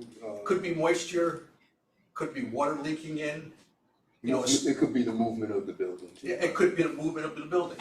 That's the northwest side, so it gets the wind, gets the weather, and also gets a lot of the sun, which. So wood windows, if you don't take care of them, you talked about, yeah, the double panes only last, an average double pane is gonna last you 20 years, on average. A single pane window, how many years are you gonna have to glaze it to make it correct? No one's gonna guarantee that glaze on a wood window on a single pane. You're talking about two different things when you look at stuff. And he wants to make this energy efficient for his tenants. So they save money on fuel. Fuel cost is going up. You know? And he's got a budget that he's working with.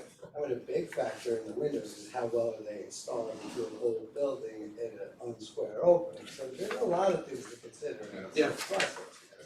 Well, I was reglazing windows today, and we do have the ability to maintain an old historic window.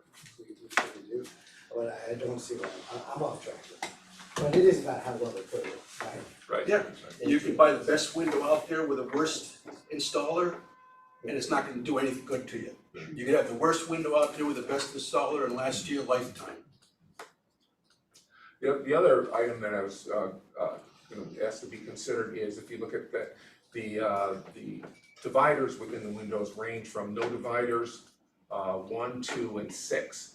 And so I think over a period of time, these windows have been changed or modified. I did exactly what was in the building, but I think if you look at it back 75 or 100 years, on this, I'm talking on the side elevation, they're a mismatch. So I prefer to have those as, you know, no dividers in it to be consistent with the side of the building, so you see you know, an even view of it. And also, if you look on the street, many of them don't have any dividers also, so. But that was another. How old is the building? Building's 1856. And made by John Carmen, whoever that is, he's on the plaque.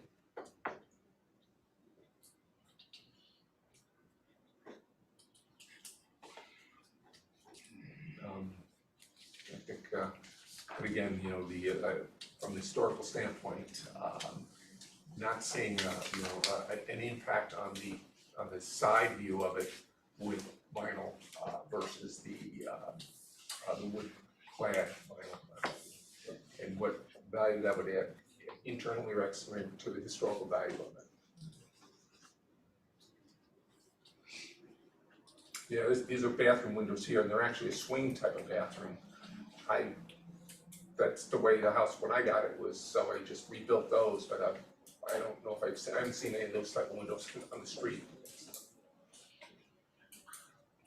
I mean, if you look at the outside, that has a storm on it, it's a double hung.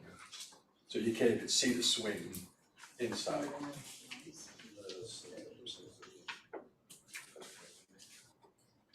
And I do have some pictures of during the renovation in 83, 84, and in one of them you can see where the window was actually taken out to have it completely rebuilt and then reinstalled.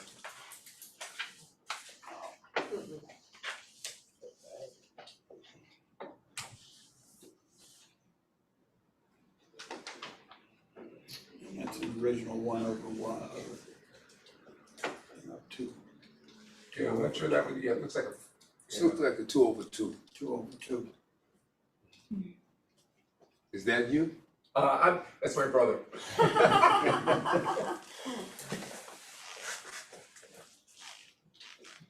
Yeah, well, you can look on his face like, oh, shit, what'd you get into?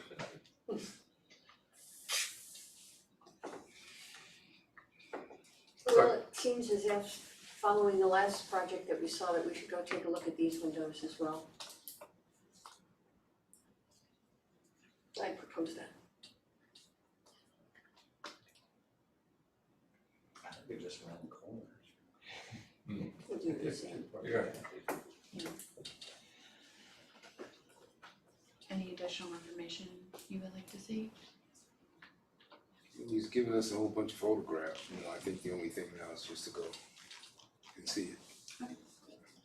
We didn't see any options for wood true divided light replacement. What was it? Correct. What was that? We didn't see any options for wood replacement. You mean all wood replacement? Yeah. And no, from a maintenance standpoint and durability, it was for the front of it was the wood with the clad vinyl on the outside. I think what Marilyn was asking too is about, that was a 2/2 window? Yeah. So is it a true divide like? Oh, or I is it see. simulated in the, You mean these or the proposed ones? The proposed proposal. The proposed ones, what is the proposed ones? It was an increase of Oh, $800 $800 for what? It's a true, to subdivided. yeah, but They're Anderson 400, two subdivided. that's an upcharge of another $800. On top of that, $7,000 I mentioned, and then, Correct. The front windows are supposed to be 1/1, not 2/2. Front windows are 1/1. 1/1. Why? That's what they're proposing to install. That's their proposal. Yeah. proposing, yes, yes. But To change from a 2/2 to a 1/1. historically, it was 2/2. Because when you renovated the house in 2000, or in 88, 84. Yeah. When you restored the windows, you took out the old sash, had them reglazed, and then, the new weights and seals and reinstalled Slides and those. everything, yeah. Right, okay. Correct.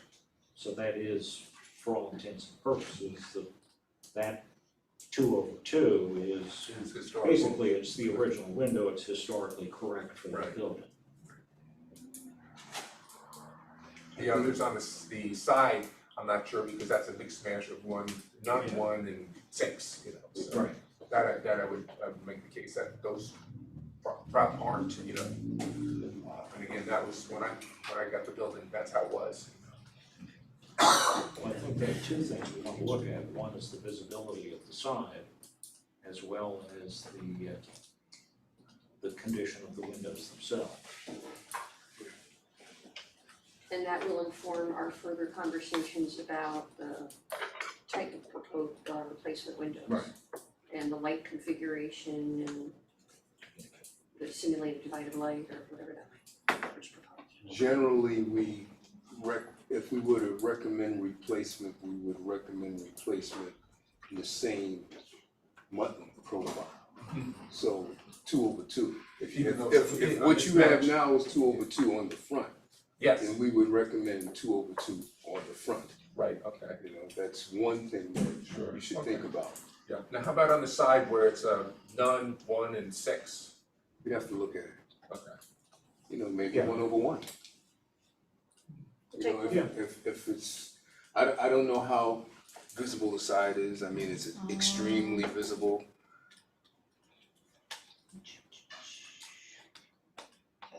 That's from the street. But as you notice, they are set back to Yeah. the far left part of the building. Yeah. And I believe actually, if you look at the very far where the vertical line is, I think that was an add-on sometime in the whatever. Sure. Is there an addition that's also set back from this plane? No, it is all along the same It plane. is the same Yeah, plane. it is the same plane. Sorry, did you want to say that? No. Show me the plan. We'll go look at windows, more windows. A window there, Window tour. a window there, there are windows. We have to supply cocktails and drinks or. No, can't do that right now. No beverages. We have to decline. Otherwise, council will have us, you know, have us for Council can breakfast. come. Thank you. All right, so if we can schedule a little fact-finding trip and make some Okay, field judgments there, that would be helpful. okay, I will reach out and coordinate with you. okay, great, thank you. Well, we thank you for all your efforts on this building, and you've kept it standing since That's 48. '84, so. That's right. Thank you. Okay, thank you. Thank you.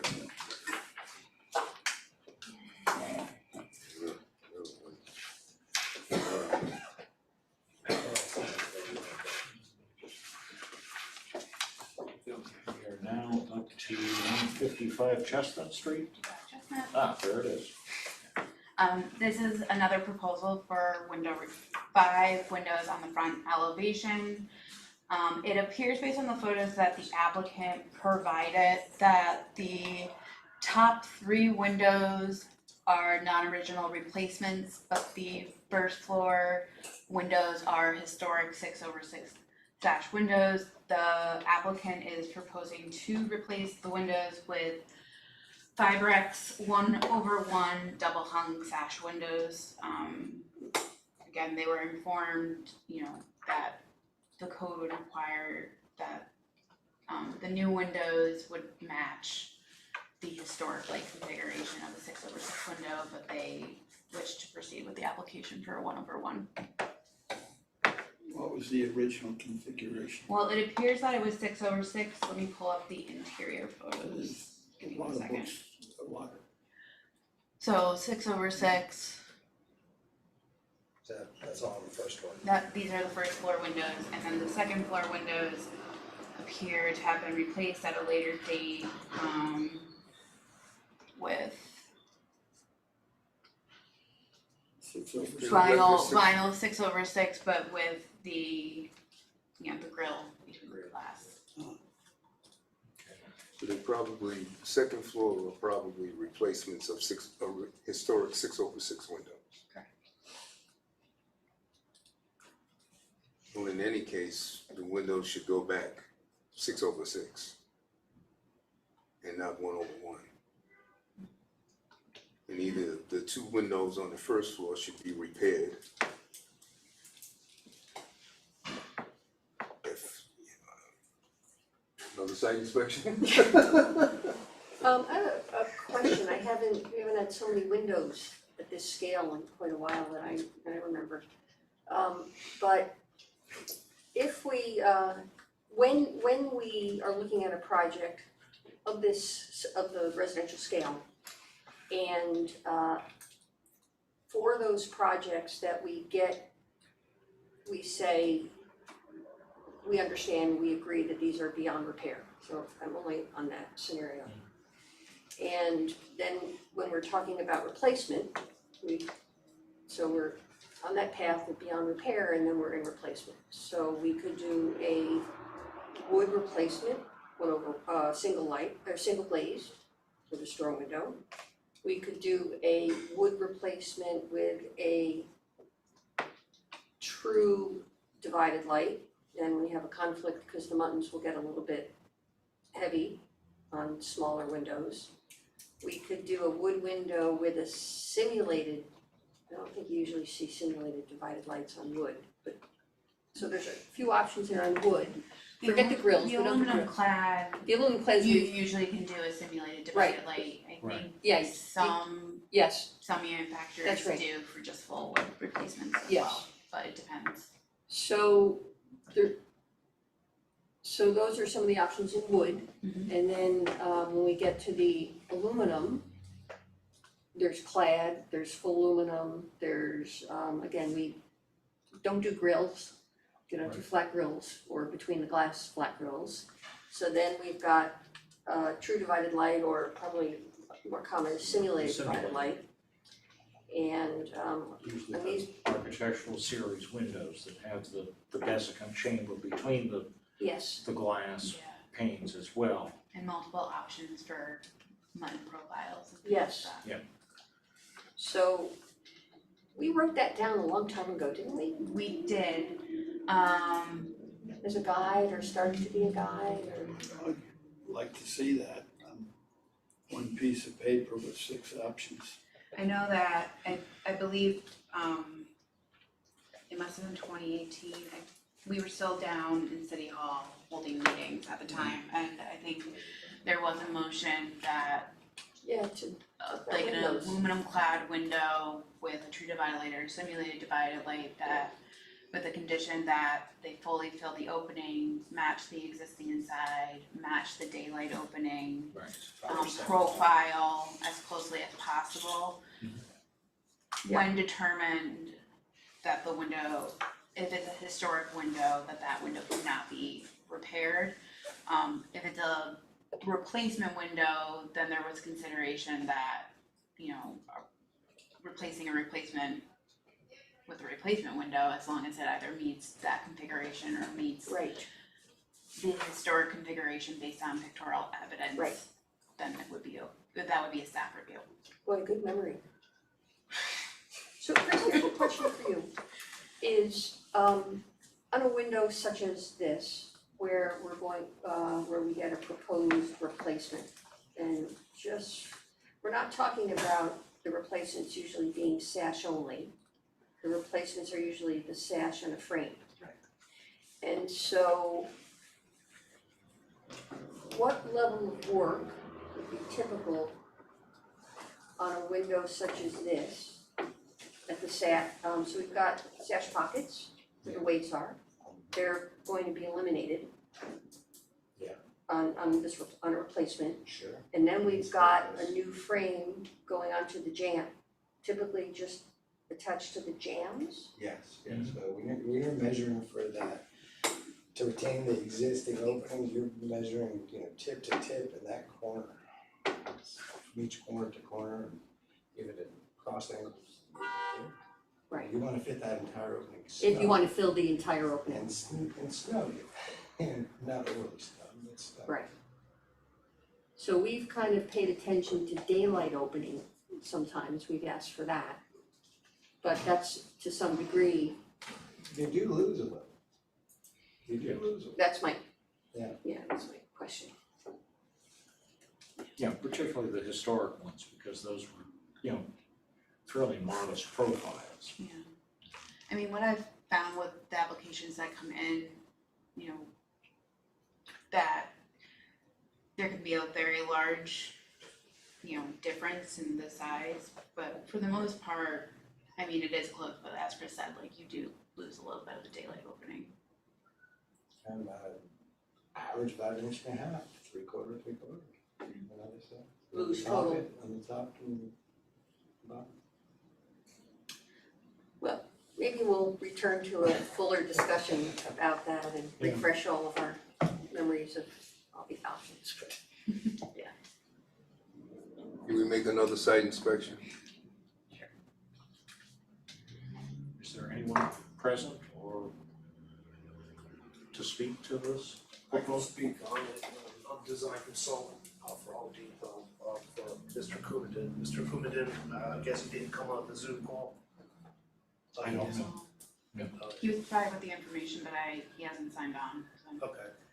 Okay, I'm limited in my knowledge as to this whole process, but what I've provided him with estimates and I understand the historic avenue of it. I just need to know what I need to do to get these within your preferences. Excuse my ignorance on this situation. It's the first time I've been dealing with this, but once again, I know you're gonna go for a site review, I understand that. I need to learn how that works, so what is the next step? Well, I'll definitely include you, in the communication as we go forward scheduling that, so that if you would like to be there, you're more than welcome to be there. Depending, so this is just a workshop, there's no decision at the workshop. This application would then go forward for a hearing, at which point the HRC would take action on the item. At that meeting, there could be conditions placed on an application, stipulating that they have to be 6/6, simulate divided light, or that the historic windows need to be repaired, things like that would be discussed and possibly placed on the certificate of appropriateness. This meeting is generally for you to understand, what would be needed from you or the property owner so that the application could then move forward through the process so that the commission has all the information that they need in order to fully review the application. And it'll be determined the type of, or I should say, material needed to perform this action. Yeah, and at the site visit, if the property owner decided that, they wanted to change the material, go to a wood window or go to an aluminum clad window, whatnot, or change the light configuration from the 1/1 that's currently proposed to a 6/6, then you could provide that prior to the hearing and we could, amend that application for that consideration of that window type. We generally don't, the commission's going to review what's in front of them. They can't necessarily stipulate an approval using a certain type of material. They may deny it and require that the applicant come back.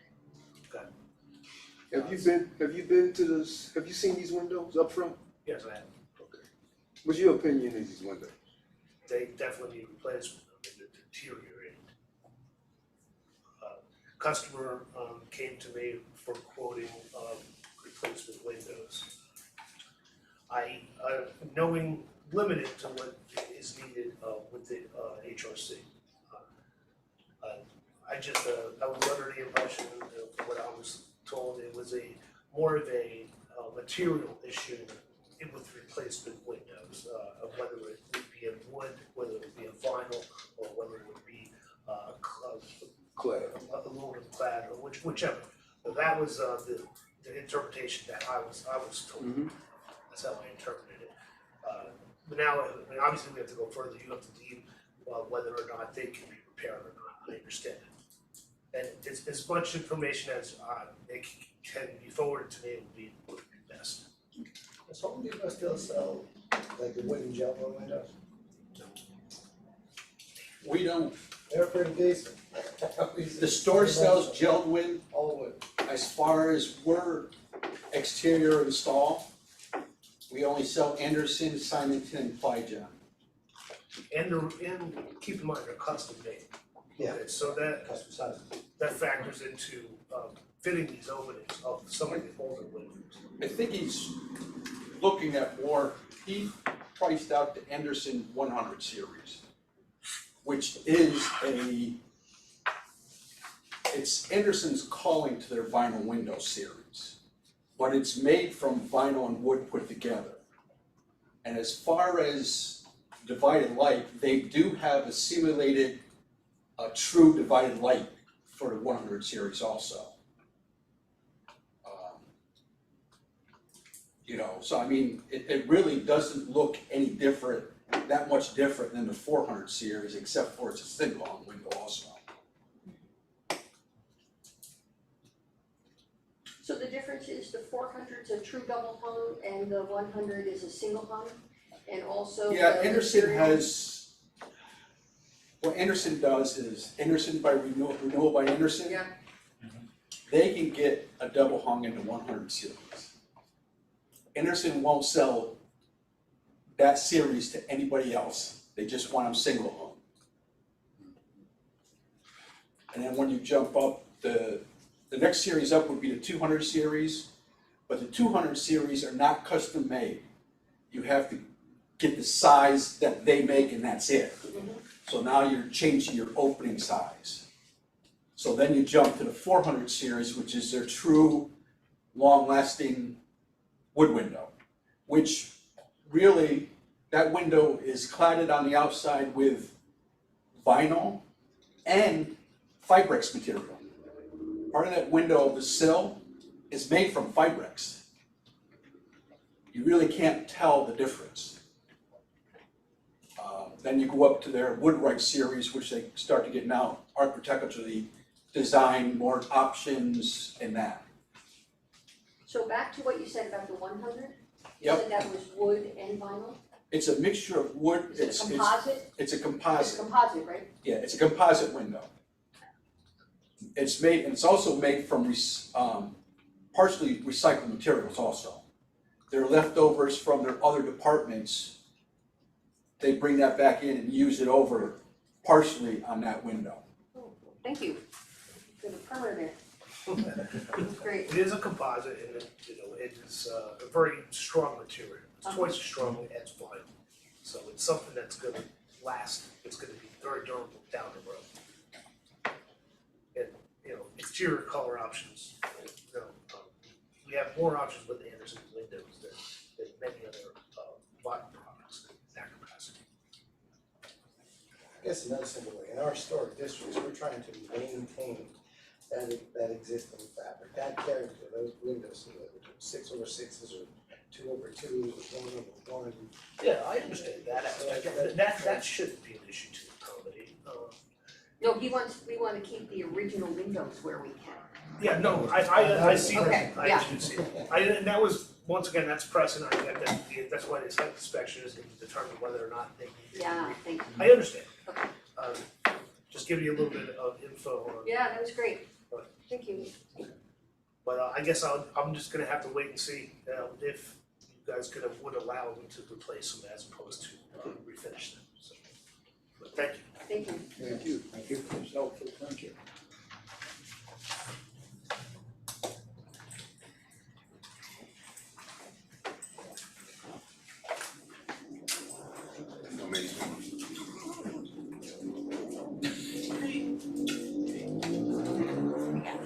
Next item, 419 Clinton Avenue.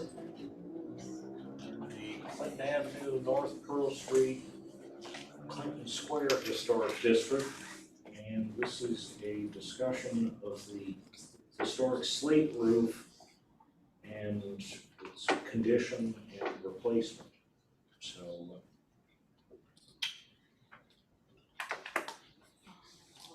Sorry, I don't know why that did that. Computer's tired there. The applicant is here this evening, but this is a proposal for replacement of the historic slate roof with asphalt shingles.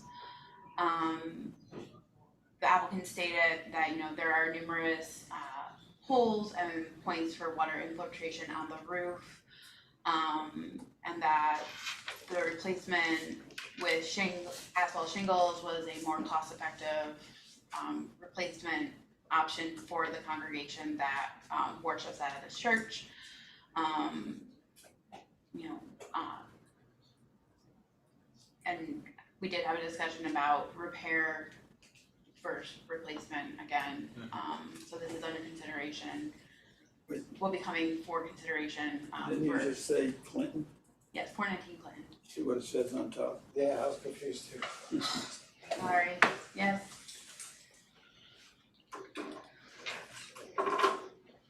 Yeah, I'll say that, but I apologize.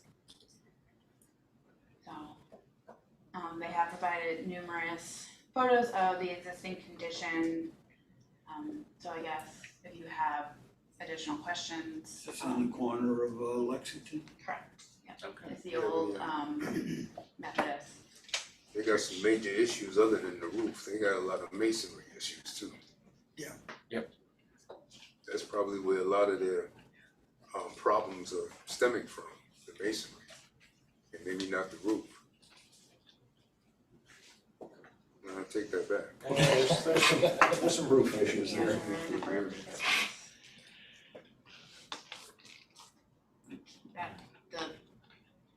That's a whole. Yeah, that's physically a hole that you can see inside and outside. Has a slate roofer been over and given a proposal? I am the roofer, You are the roofer. yes, The slate, and you do slate as well? we do. Come and get you. And who are you? But you're the applicant. So, no, well, I did do the application on behalf of the church. They said that they have, I don't know if they've gone this avenue, but they have required to try and get funding to do a slate roof, but from my understanding is that they don't physically have the money, but they have somebody that is a part of the church that applied and got approved for a loan to do the roof, because it is really kind of like an emergency situation. They are kind of destroying the inside of the church because there are so many holes and so many points of access that are coming in. We've been doing slate for some time all over, mostly residential, but we will do commercial. Give us your name and your contact. Sure, my name's Nina Crisafulli. And it's Klaus Roofing Systems. Are you related to the plumber? I am. Oh, My yeah. grandfather, my grandfather was the original owner with his brothers. So you got the call, did the call come to you for replacing with an asphalt shingle roof? And We so, went over different options Yeah. and they just can't afford to do the slate. And I think they've tried to do some repair on it over sometimes, but it's just at a point of disrepair. I mean, there's so many areas and so much wood damage underneath it. Yeah, that's That it. it's just not possible and not feasible to do it that way. What do you think about those rubber slate looking like pieces? Um, Have you guys it's used made them? by GAF, it's very pricey, Oh, so you might as well just do the slate. okay. Slate is, good for hundreds of years, we work on slate that's been made, the problem is it was never maintained. That's the problem we're at now, so we're at the problem where it rains, it's raining inside Right. in multiple areas, and if it doesn't get done relatively soon, it's just going to cost them more money to fix the inside, and that we're also working with them on that.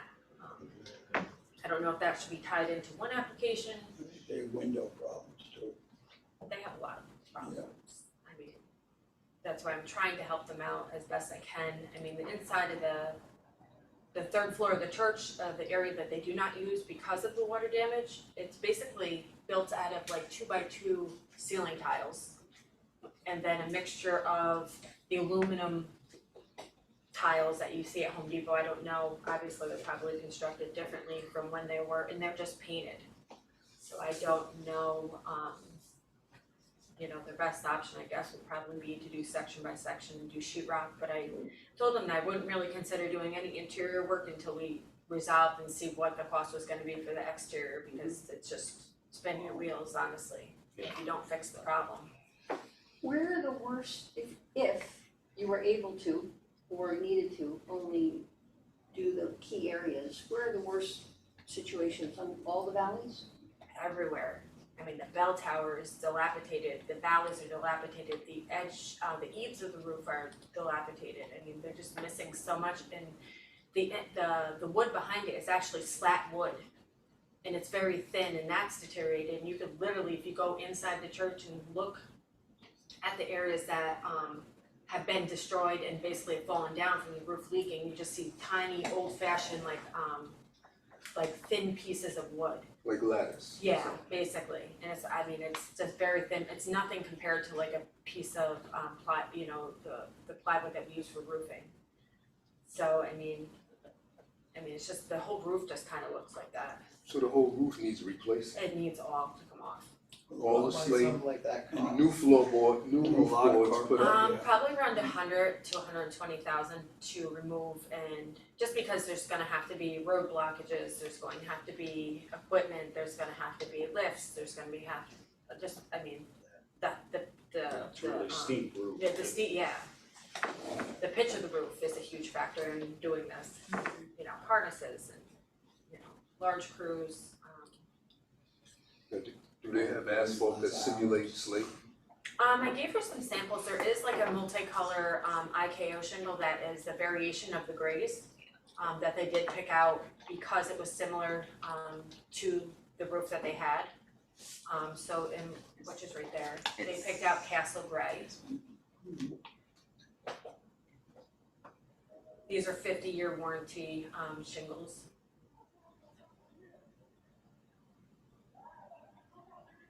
But it sounds like if the slates are mounted on battens, Yeah. then you're gonna have to sheet the entire building. That's what I'm thinking.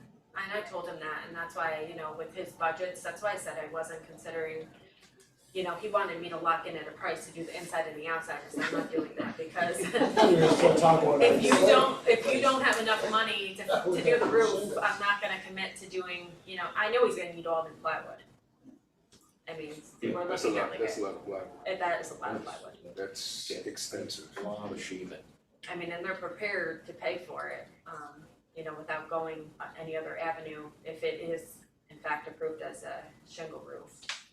And this is every roof surface, dormers, everything. Yes. What kind of flashing would you use? I mean, we would ice and water majority of the roof, ice and water the valleys, and then we just use metal flashing, like full sheets. What Was it this copper? made out of Just aluminum, aluminum, yeah. Is any of this copper flashing salvageable, you think? Really no way of telling until we really pull everything up. It's also aluminum made to look like it's got it. Yeah, we have that color option as well. Yeah.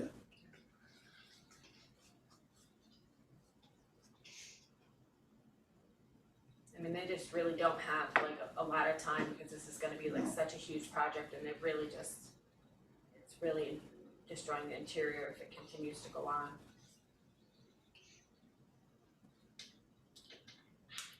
I make a motion that we approve. No. Oh, no. Make a motion. Where's that key at? Discussing. Where's that key at? Okay, Not so fast. If the No, I think we- asphalt shingles are gonna save the church. Yeah. Based on what you're seeing in the photographs, And it's there's gonna a look very similar significant from amount of work If that it's needs gonna to be save done. the Yeah. church. And, so I wasn't wrong, was I? no, you're not wrong. Okay, it's just the wrong time. Wrong time. I mean, the building department is just waiting for approval on your end to issue the permit. I've spoken to them, they actually made a mistake and said they had my permit ready, and I said, I don't think it can go that way yet. What are you So, gonna do with all the Thank you. slates that are still good? we're gonna try and salvage them the best we can. And then we reuse them. Sorry, what? We keep them as best we can with the pitch of this roof. This roof is very, very steep and it's gonna be very hard to keep, but we're gonna try and keep as many as we can at the lower pitch. I can't have, the guys up there on, harnesses and stuff trying to save, Right. but as best we can, we'll save them. To reuse them at other people's. So I have a question for you, Klaus Roofing Systems? Yep. Yep, and I pulled it up, I'm not seeing anything about slate here, and could you explain it looks like you're part of a contractor nation network and there's. We are, Can you so, explain that a little bit and where the slate fits into this? So we've always done slate, so we just recently got picked up by, so IKO, has a distributor. Yeah. They get sold out of like Beacon and ABC, which are roofing supply houses. Yeah. So one day I was there, they're like, I think we have a really good fit for you, we want to introduce you to the IKO rep, and I said, okay, so I went to lunch with them, and he said, we have this really great, it's not a franchise. Yeah, It's I'm trying to- just, so this is more for like,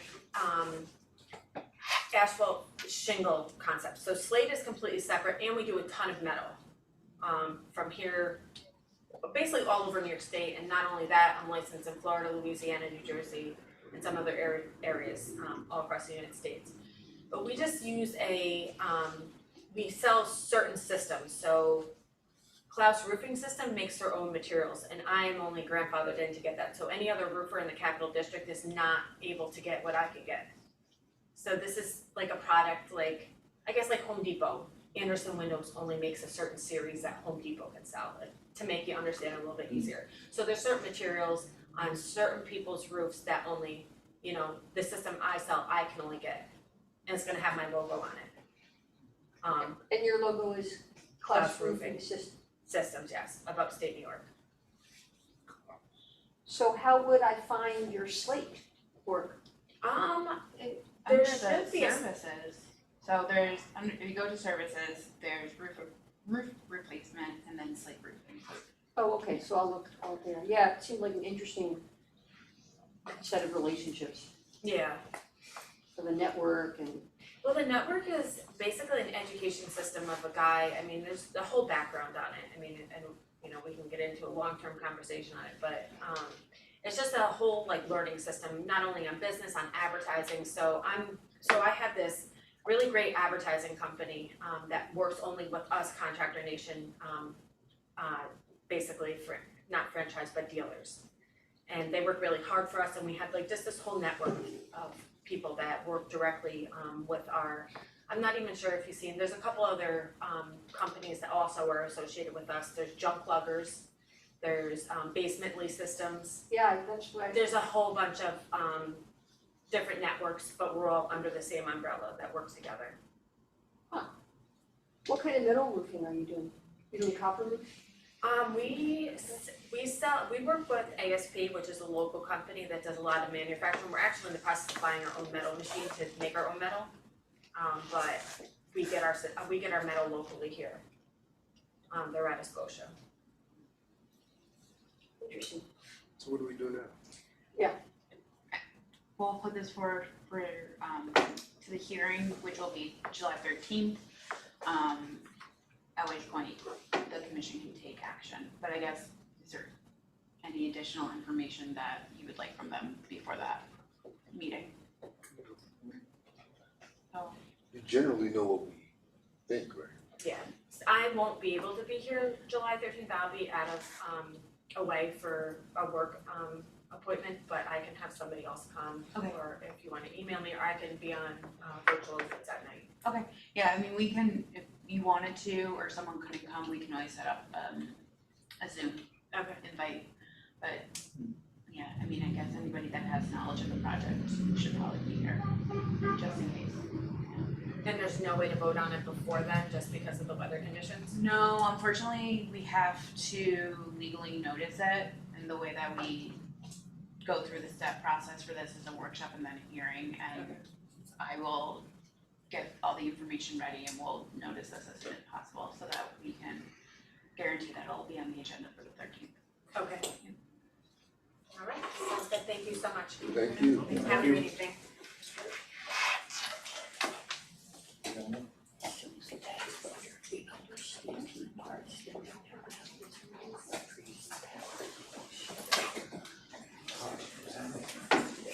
Okay, the next item on the agenda.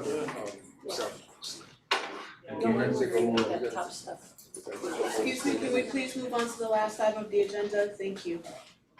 next item on the agenda is the South End Scattered Sites Development, Albany County Land Bank, and in the South End Prospective Historic District. And it's a concept review of a number of buildings. We appreciate your patience. This has been an extraordinarily long meeting. But we're certainly glad you're here and would like to know more about your endeavor in the South End. Yes. Hello, I'm Eduardo Navarro, project architect at Castro Associates. My name is Lulia Shigolsky, assisting with this project at Castro Associates. You guys want us to just give an introduction and a Overview of the. Okay, so this project is in the South End District, Historic District here, as you can see in the site plan that we have. It's a total of 108 units, and it's a total of 39 structures, and 108. 108? 108. And we have a multitude of different type of units and buildings and dwelling structures. We have certain locations where the buildings are attached to create larger building structures. We have one-bed duplexes. We have three-bed duplexes. We have several multi-unit buildings. We also have a couple of single-family homes that are part of the site.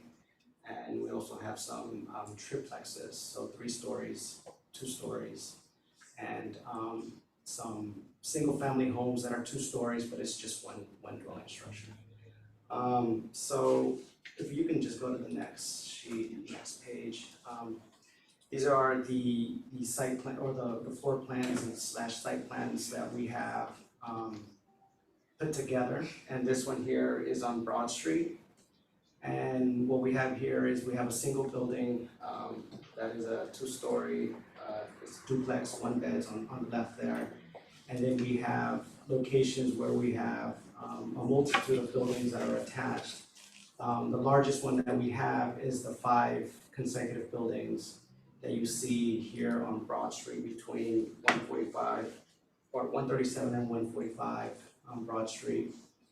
And then we have several that are 3, and then it's scattered throughout the site. There are locations where this 5 structure block repeats itself on 3rd Avenue. And then we have some locations on Clinton Avenue where we have the 3 sort of structures next to each other. We can just go real quick to the next page. I'm just gonna go over one of the Chestnut Street again. Yeah. Well, this one has like 39 different addresses, so. They're all 155. There might be a 155. We'll go under 155 Chestnut. There are a lot So, of documents for this. yeah, there is a 155 Broad. So here we have one example. We have, I believe 1, 2, 3, probably 4 locations where we have multi-unit buildings, and these buildings are located on corner lots for the most part that are larger, where we could get about 5 dwelling units, 3 stories. On the ground floor, we would have a dwelling unit and also community and office spaces for the development team. So as you can see, if you pan it a little bit, yeah, we can see that this is along 2nd Avenue. That's the facade there, and then along the Broad Street side on the other corner is the other side. So obviously there's 39 structures, there's many different building types. We don't want the buildings to look all exactly the same. We don't want it to look institutional. We don't want it to look, this is an affordable housing project with HCR, not to be confused with HRC. The first one I heard HRC, I was like, I think they meant HCR, but this is HRC, so I got that straight pretty quickly. So the development team is, I don't know if they're available online right now or not, Ken and Asher. Yes, they are. So, Hey guys, this is Kenneth Pay from the development side. Thank you all for having us. And this is Asher Toporowski, also from the development side. Again, thank you for hosting us for this. Yeah, And if we, so what I would like to do real quick is if we could just go through the sheets so you can kind of get a broad picture of sort of the extent of the facades, the extent of sort of the project size. We do have some 11 by 17 sheets that might be a little easier for you guys to look at as opposed to 8.5 by 11. Sometimes those get printed out and those are a little hard, so let us know if you do want to see them. But we can just go through here. So this is now on Clinton and Second Ave. And then we can just go through sort of all the building types. One of the things that we're trying to do is be respectful about the setting. So the rhythm of the buildings, the windows, the window openings. There are situations where we have 1/1, situations where we have 2/1s, and situations where we have 6/1s. Because it's scattered and because of the neighboring buildings, it changes from area to area. So we don't want to just say we're going to use this one type. But obviously, with a recommendation from the board, we can kind of minimize or focus that a little bit more. But what we've done is kind of looked at the buildings in the area, and there could be 3 buildings next to each other that have all 3 different window types. So we're just trying to mix in different configurations throughout the site. The materials are primarily fiber cement. And on the front of the building, the multi-unit buildings would have brick at the base and fiber cement above, both fiber cement panels and fiber cement lap siding. Some of the buildings will have brick as in the primary facade, but a lot of the buildings will have fiber cement, both lap siding and panels, and also in some cases like vertical board and batten to give a little bit of variety. I think one of the goals of this project is to introduce something that is new, that is not necessarily different or more fresh, that doesn't look exactly like the buildings next door or looks like it was just replicating exactly what's already there. And there's a variety of buildings in a lot of these streets that vary in color, vary in size. There are instances, for example, this one here, there would be a little bit more variety. We can add more variety to those three units there. Maybe like a different shade in color. If you look at the street view of these projects, it's really hard to pin one or whatever, a style, because every building has its own character. So for windows, we are going with Fibrix windows, which you guys are probably now well educated for the materials. And the reasoning for this is it's stronger, it's better than vinyl. We understand that vinyl is not accepted in the main facade and also wherever the facades are seen from the public right of way. So we're gonna go with in some cases a light color Fibrix window, and in some cases we're gonna go with a darker color window. We're thinking of Therma True doors that have lights, some 2/3, 1/3 kind of configuration. Depending on the entry and unit, we'll have some side lights where we can fit the side lights in. For the siding there, you see the different type of materials that we'll have. The colors will vary. I think after kind of reviewing some of the, different manufacturers have different colors, so we're not really like pinpointing and saying we're gonna use, Pacific blue and midnight, teal, whatever, because those change constantly, but we're trying to bring in like different shades of color, different shades of material to try to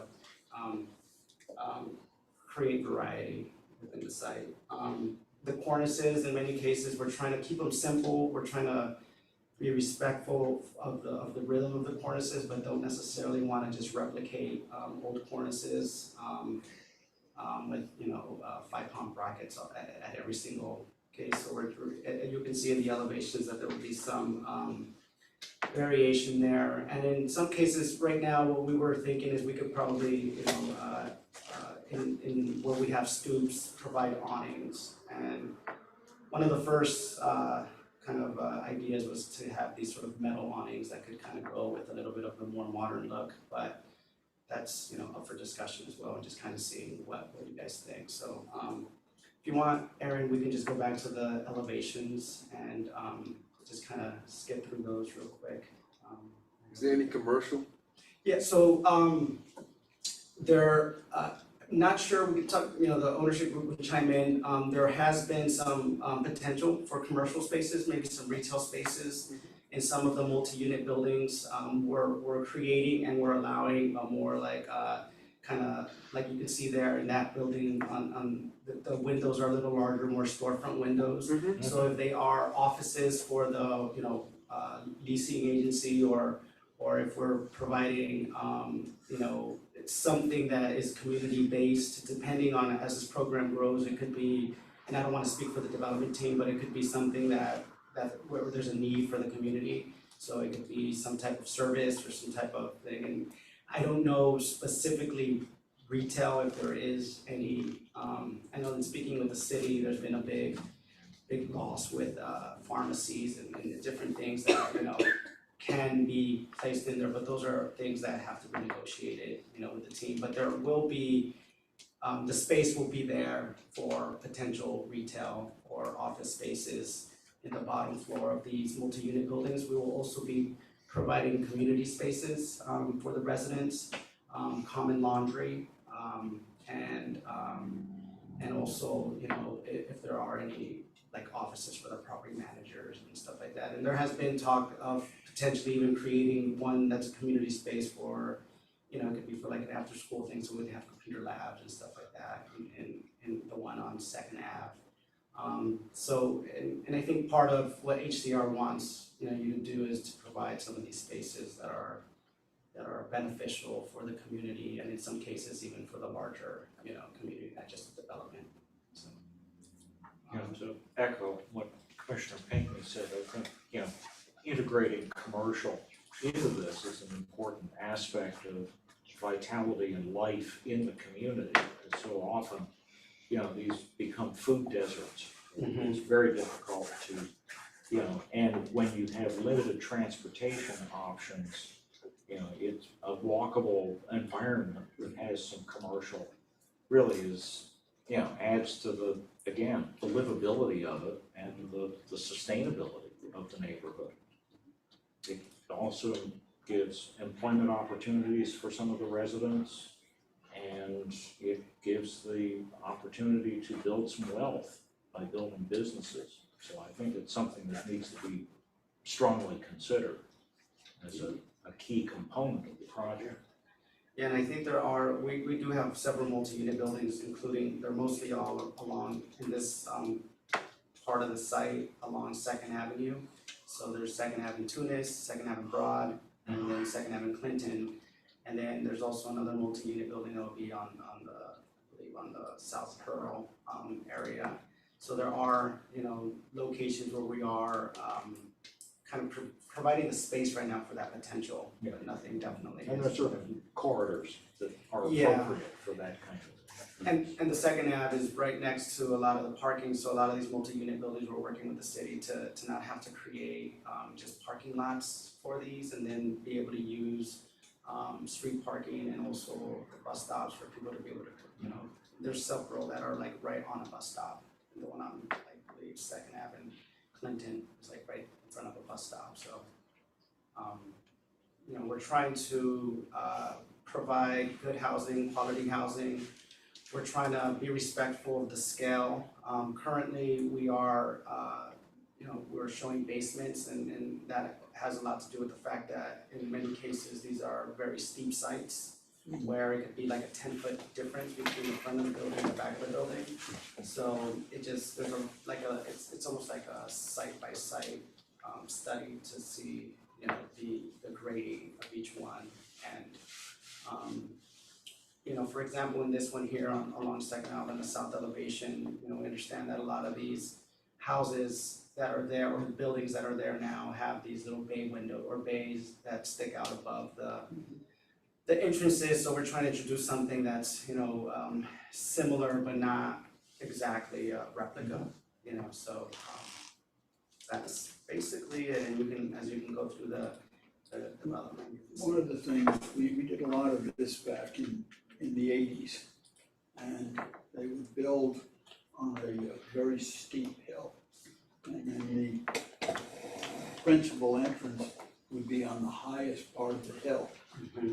And it always bothered me that there would be an apartment in the basement, but then they wouldn't make it handicap accessible.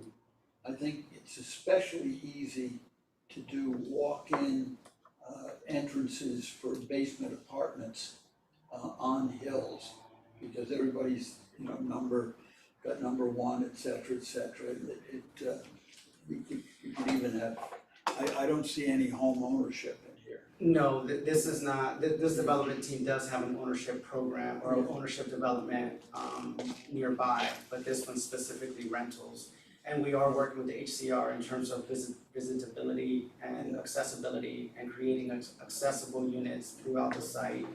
And where the site does permit us to enter at grade, even though there is a basement underneath, that's where we're providing the accessible units. Yeah. So that it's just easy access. I think we were looking at, potentially putting in the, like you're saying, where the basement grade, but then there are some complications with that, including in some cases where then just the rise, and we do have some locations where the second floor is pretty high, or the ground floor is pretty high.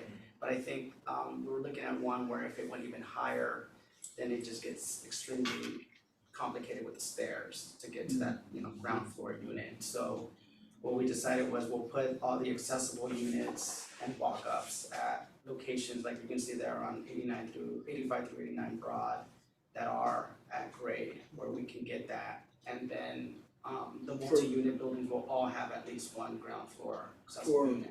Hills, you can also recess the building back. So. And that helps you with how much space you have that you can put the stairs up to what is the principal floor.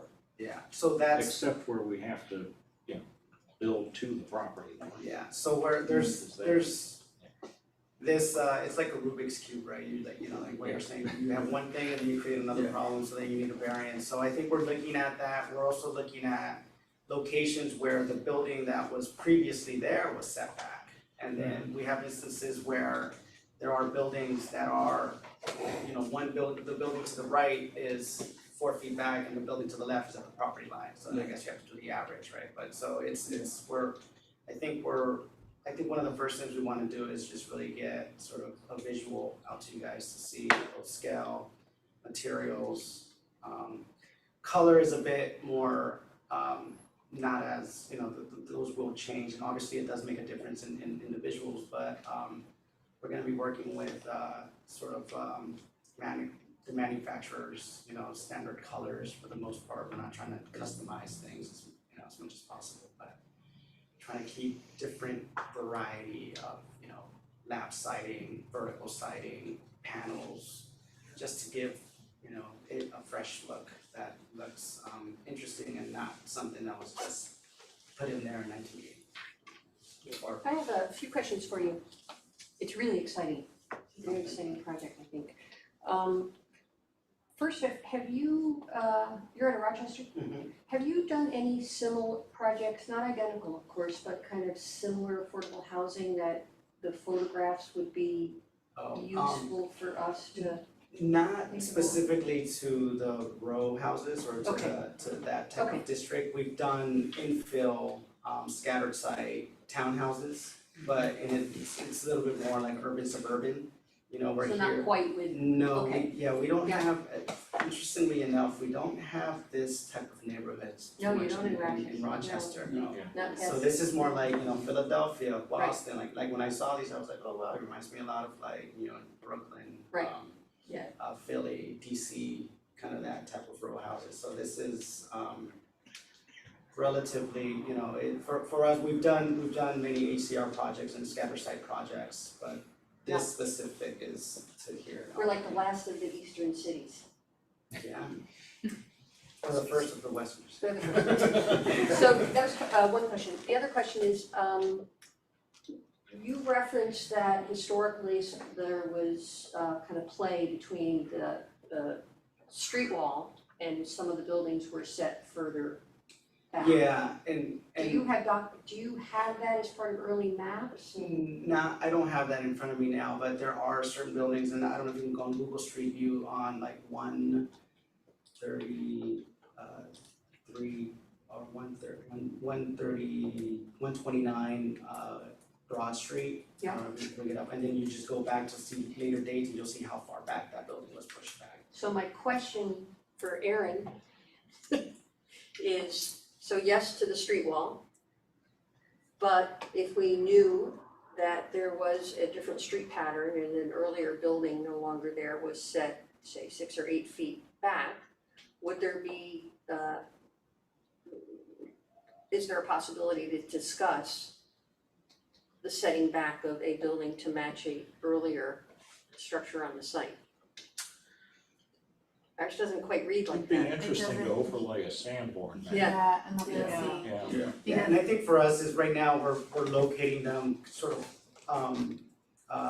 like a foot back. We're trying to see what we can do, and but the thing is, as we get a little more detailed with the specific, site plan for each Right. structure, in some cases, what if there's a tree right in front and then you're only given 2 feet between the stairs and the tree, then we have to look at that as a something that is hazardous to the pedestrians and or fire hydrants and stuff like that. So I think that's sort of our next step to really. But those will be like the current limitations, and I guess what I'm asking is, just as we said, overlaying the Sanborn, it'd be interesting to see if there's any interplay possible based on an historic pattern. That's a Just a good question. point. That's something to overlay those Sanborns and see Yeah. sort of Yeah, what that would be cool. sort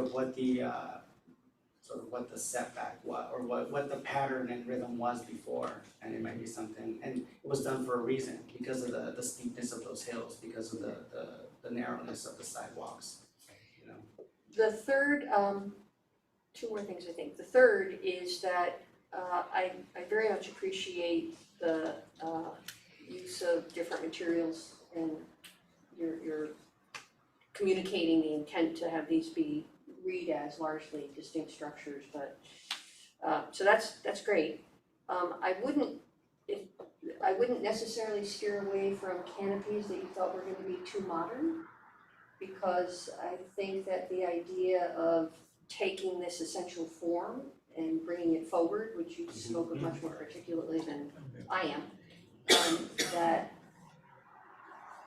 yeah, I think it's worth keeping and showing those. yeah. There's one, if you go to the one way to the left on that one there. Okay, The one with the orange kind of little, Yeah. one thing that we're looking at, if you can zoom into that one, I'm really having a hard Can't time. zoom in closer. Oh, that's it? Yeah, Alright, unfortunately. so one idea was that, the part of that canopy can come back down, and then it becomes like sort of the address, and it's just something, just to give people a little bit of pride of where they live. Great. Something that's just, we're not introducing like crazy expensive materials or anything with rain screens or anything, we're just trying to do something with what we have to be able to create excitement both for the city and for the residents, so just trying to do those things. And then my last comment was, I think it was in number 5, the elevation series number 5. You've been struggling with the grade, and I suspect that when we get to, that one will work, second elevation south. When we get to see this, I think some of the scale, well, these two are perfect side by side, because the scale issues are, at least as they're shown in elevation, a little unusual.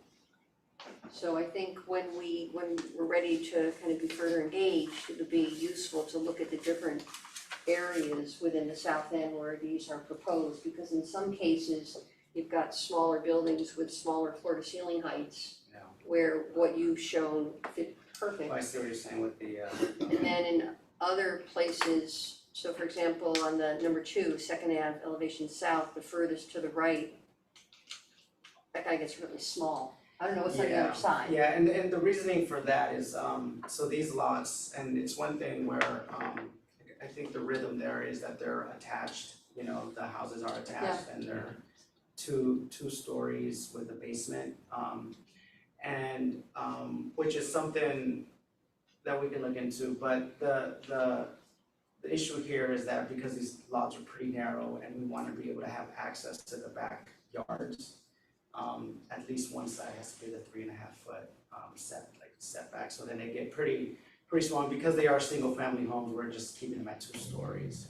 And I think we've seen some projects where we've asked for the windows to be taller and to increase the floor to ceiling height because of, in its context. And I think in these specific ones where they're smaller because they're single family homes, that is something that we can look into. We only have 3 of those, so it could be, we'll, you know, bring it up to the development team is hearing this as well, but we can, sort of like in those specific cases to better match the verticalness of the adjacent buildings. And at the other end of the spectrum, 5, for example, looks, again, I don't have a full context, but it looks like a large, tall footprint next to. Yeah, and I think that one there on Second Avenue, if you look at the other side, and I think, I don't know if there is, if you zoom out to the floor plan, yeah, that one is just, I believe on Second Ave it's a bit small, and then if you go on the, I'd have to look at it again, but yeah, I can see, I think it's gonna be very site specific. Yeah. I commend you. I commend this entire process. This area, the South End, in my opinion, is slowly losing its historic status because of all the buildings that have been torn down. And what you're doing, you're introducing more buildings. You know, you're keeping this historic district alive. And the architecture that you presented is very refreshing, considering what we've seen in the past, you know, with new construction. Got my support. You know, we have to work out the little final little, you know, architectural details, you know, colors and things like that. But what you are presenting, it's acceptable. Thank you. From a preservation standpoint. Yeah, thank you, and I think the development team is also very excited and really They looking should forward to being, you know, a catalyst for change in this area. And, you know, they do have a homeownership program that's nearby, so they're obviously, you know, investing in this area, so it's great. And we hope to be able to be part of that because it's, you know, it's something that is exciting and it's sort of why I got into architecture, to be able to provide, you know, those type of things. One of the things about Albany, it's not a comparison from, I remember being sent down to Wilmington when they had the homestead program, which was back in the early 70s. And Philadelphia is the same thing. When they would put in row houses with the marble steps, they would have 24 on one side of the street, 24 on the other. We didn't do that type of thing. It's very rare that we have, and I can think maybe 2 exceptions. For us to have a long continuous row is more likely to be 4 or 6, possibly 8, but not that high water style where they would go on and on and on, doing exactly the same, which means it encourages difference in color, height, style, et cetera, et cetera. There's a lot of individuality that goes on when you don't create those monotone, just continuous. Yeah, it gets a lot of all the old row houses that you see in the British movies and all, and Belfast, you know, it just goes on forever with no variety. We didn't have that type of South End. We had a lot of individuality, and you're restoring that to us in color and scale, et cetera. Yeah, well, thank you, and we'll, you know, we look forward to working with you guys, you know, kind of moving this forward and getting it, you know, for where it should be and needs to be. definitely an exciting project. Not being falsely historical and, reinterpreting scale and rhythm in the neighborhood and reinforcing that, I think has been demonstrated to be very successful here. I'd like to make a comment about the archaeology of this project. I have a list of all of the addresses. I'm going to research each address individually, and I can provide a statement when we meet, which properties may need further archaeological assessment. Okay. Yeah, thank you, and you need to share that with us. Yeah, okay. Yeah. And I know, like, in a lot of cases, at least in Rochester, and it's probably very similar here, because there was one corner that I saw when I was looking at Google Street View where they had torn the house down, and you could see the tractor or the sort of it was like a digger just with a basement down below. Yeah. And in a lot of cases, they just infill those, like at least in Rochester, they just infill those houses with basements and just throw a lot of debris in there, so then there's a lot of cleanup that has to happen. We sort of are anticipating that, and I don't know what the archaeological that you're discussing, if it's more like Native American, I don't know, or if it's just what's down there or what's. Well, what it would entail is probably some of the properties could very well require a phase 1 preliminary archaeological study, and then from there, certain recommendations might be made, like monitoring during construction, for example. I see, as if what was there before, what was dumped in there. Right, but I'm gonna take a look at, all of the demolition techniques and what kind of disturbance there is, and I just, like you're saying, case by case, the archaeology, I think, will be case by case too. Just looking at, it's all in the same area, but I'll just look at property by property. And I think right now we are in the process of getting some geotech reports and stuff for those, as part of our design process, the structural and everything, but I think we could, any information that you get, please share it with us. Oh, yeah, of course, yeah, I'll, do we know when they're coming back, Karen? We could start, you could come to the next workshop meeting on July 13th, depending on what type of revisions that you need to make to the drawings, or, the detailing that you need to go back and revise. There's one meeting in July and there are 2 meetings in August. Let me just double check. And I can talk, we can talk internally with the development team and with our team and just kind of see what works best to make sure that we give you a full set of drawings and documentation, and it's not something that's incomplete, so. When do you want to start? Construction? As soon as possible, I'm quite sure. I believe 2024, it's just the process will be just getting all the funding, with ACR, and just the whole process is about a year away to be hopefully in the ground. So. This will also, I just remembered this, will require seeker review, so we will need to formally start that process as well with declaring lead agency and then circulating the documents, Will the State Historic Preservation Office need to get involved with this? Yes, because they're using public funding, it will have to be circulated for 106 review. So yeah, we'll get in touch with you and just kind of follow up on sort of our next presentation schedule. So, would the next presentation be another workshop, or would it be a hearing, or? It would be a workshop, and then we would have to, at that workshop, start the seeker process with declaring a lead agency and then circulating it. So we would need to,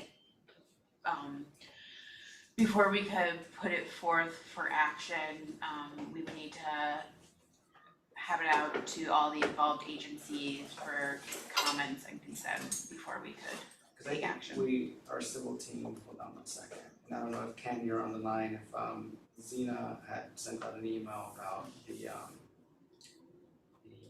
lead agency, I believe. Are we gonna be voting on the 13th? No, No, No, if it's a workshop.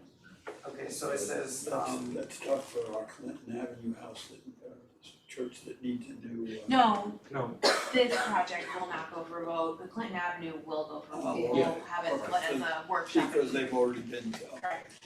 so I believe planning board, there was a planning board meeting last night or 2 days ago. Yeah, on Tuesday, Eduardo, there was a planning board meeting and it said that the motion passed for planning. It's to serve as lead agency for this project. From Zeno Laganegro from your office. Yeah, Zena had said that because we had the 20th, the meeting on the 20th. Perfect. Yeah, Just made so your they, day. yeah, so just to kind of to clarify that, so we are working with planning as well. Okay. Our civil team is working with that, so there's a lot of moving parts, so that's what we're trying to kind of get all this. will this all be land bank land? I Yeah, primarily, that's correct. Well, it's land bank land and also some of City of Albany land that we have an MOU with the city and working with city council to get that over into this project when we do the closing next year in 2024.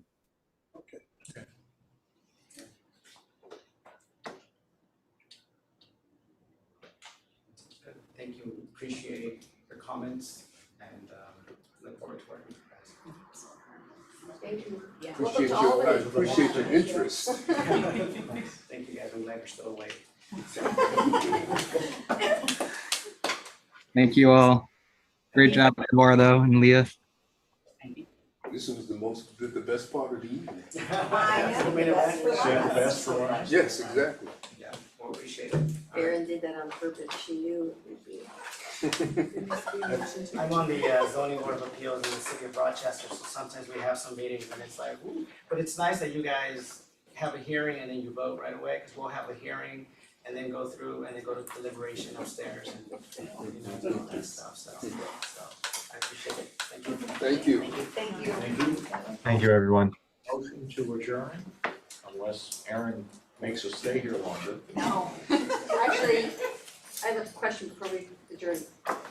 We're setting up a discussion around vacant buildings with Kara. Mhm. Are there too many of us there? Does it become a public, two questions. One, does it become a public meeting? And two, can we split our agenda and talk about windows while we're all together? Well, I don't know that we Would- have that much time, to be honest, but let's do another meeting on windows, cause that's like hours. so Kara, is this similar to the meeting that John and I It's a attended? follow-up, yes, I emailed you about it, really while we were sitting here, Okay. that's how my day is gone, it was the last day of school. Yeah, so Marilyn, it'll be me, which I don't count, and then you and John And me. and Lee, so we'll be fine. Okay. Yeah. Okay. As long as we And that's 1 o'clock on the 18th. That's unless we actually get to be only 5 members and then you're a quorum. Well, that's higher So math. it's gonna I'm be not sure we're maximum. gonna go down to 5 members, that's.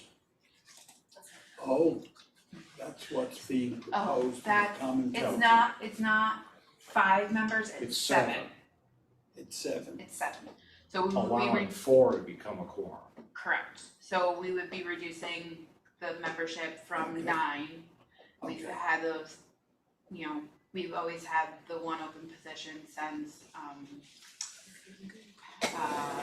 the one archaeology staff had Sean Rafferty, resigned, and then after going with that, we didn't fill those 2 positions because we were looking at that time to reduce it anyway, so there will be a proposal going forward to common council to reduce it from 9 to 7. So, We're still in tape. yes, because we're still in a meeting. To adjourn. Yes. Second, Second. all those in favor, stand up. Aye.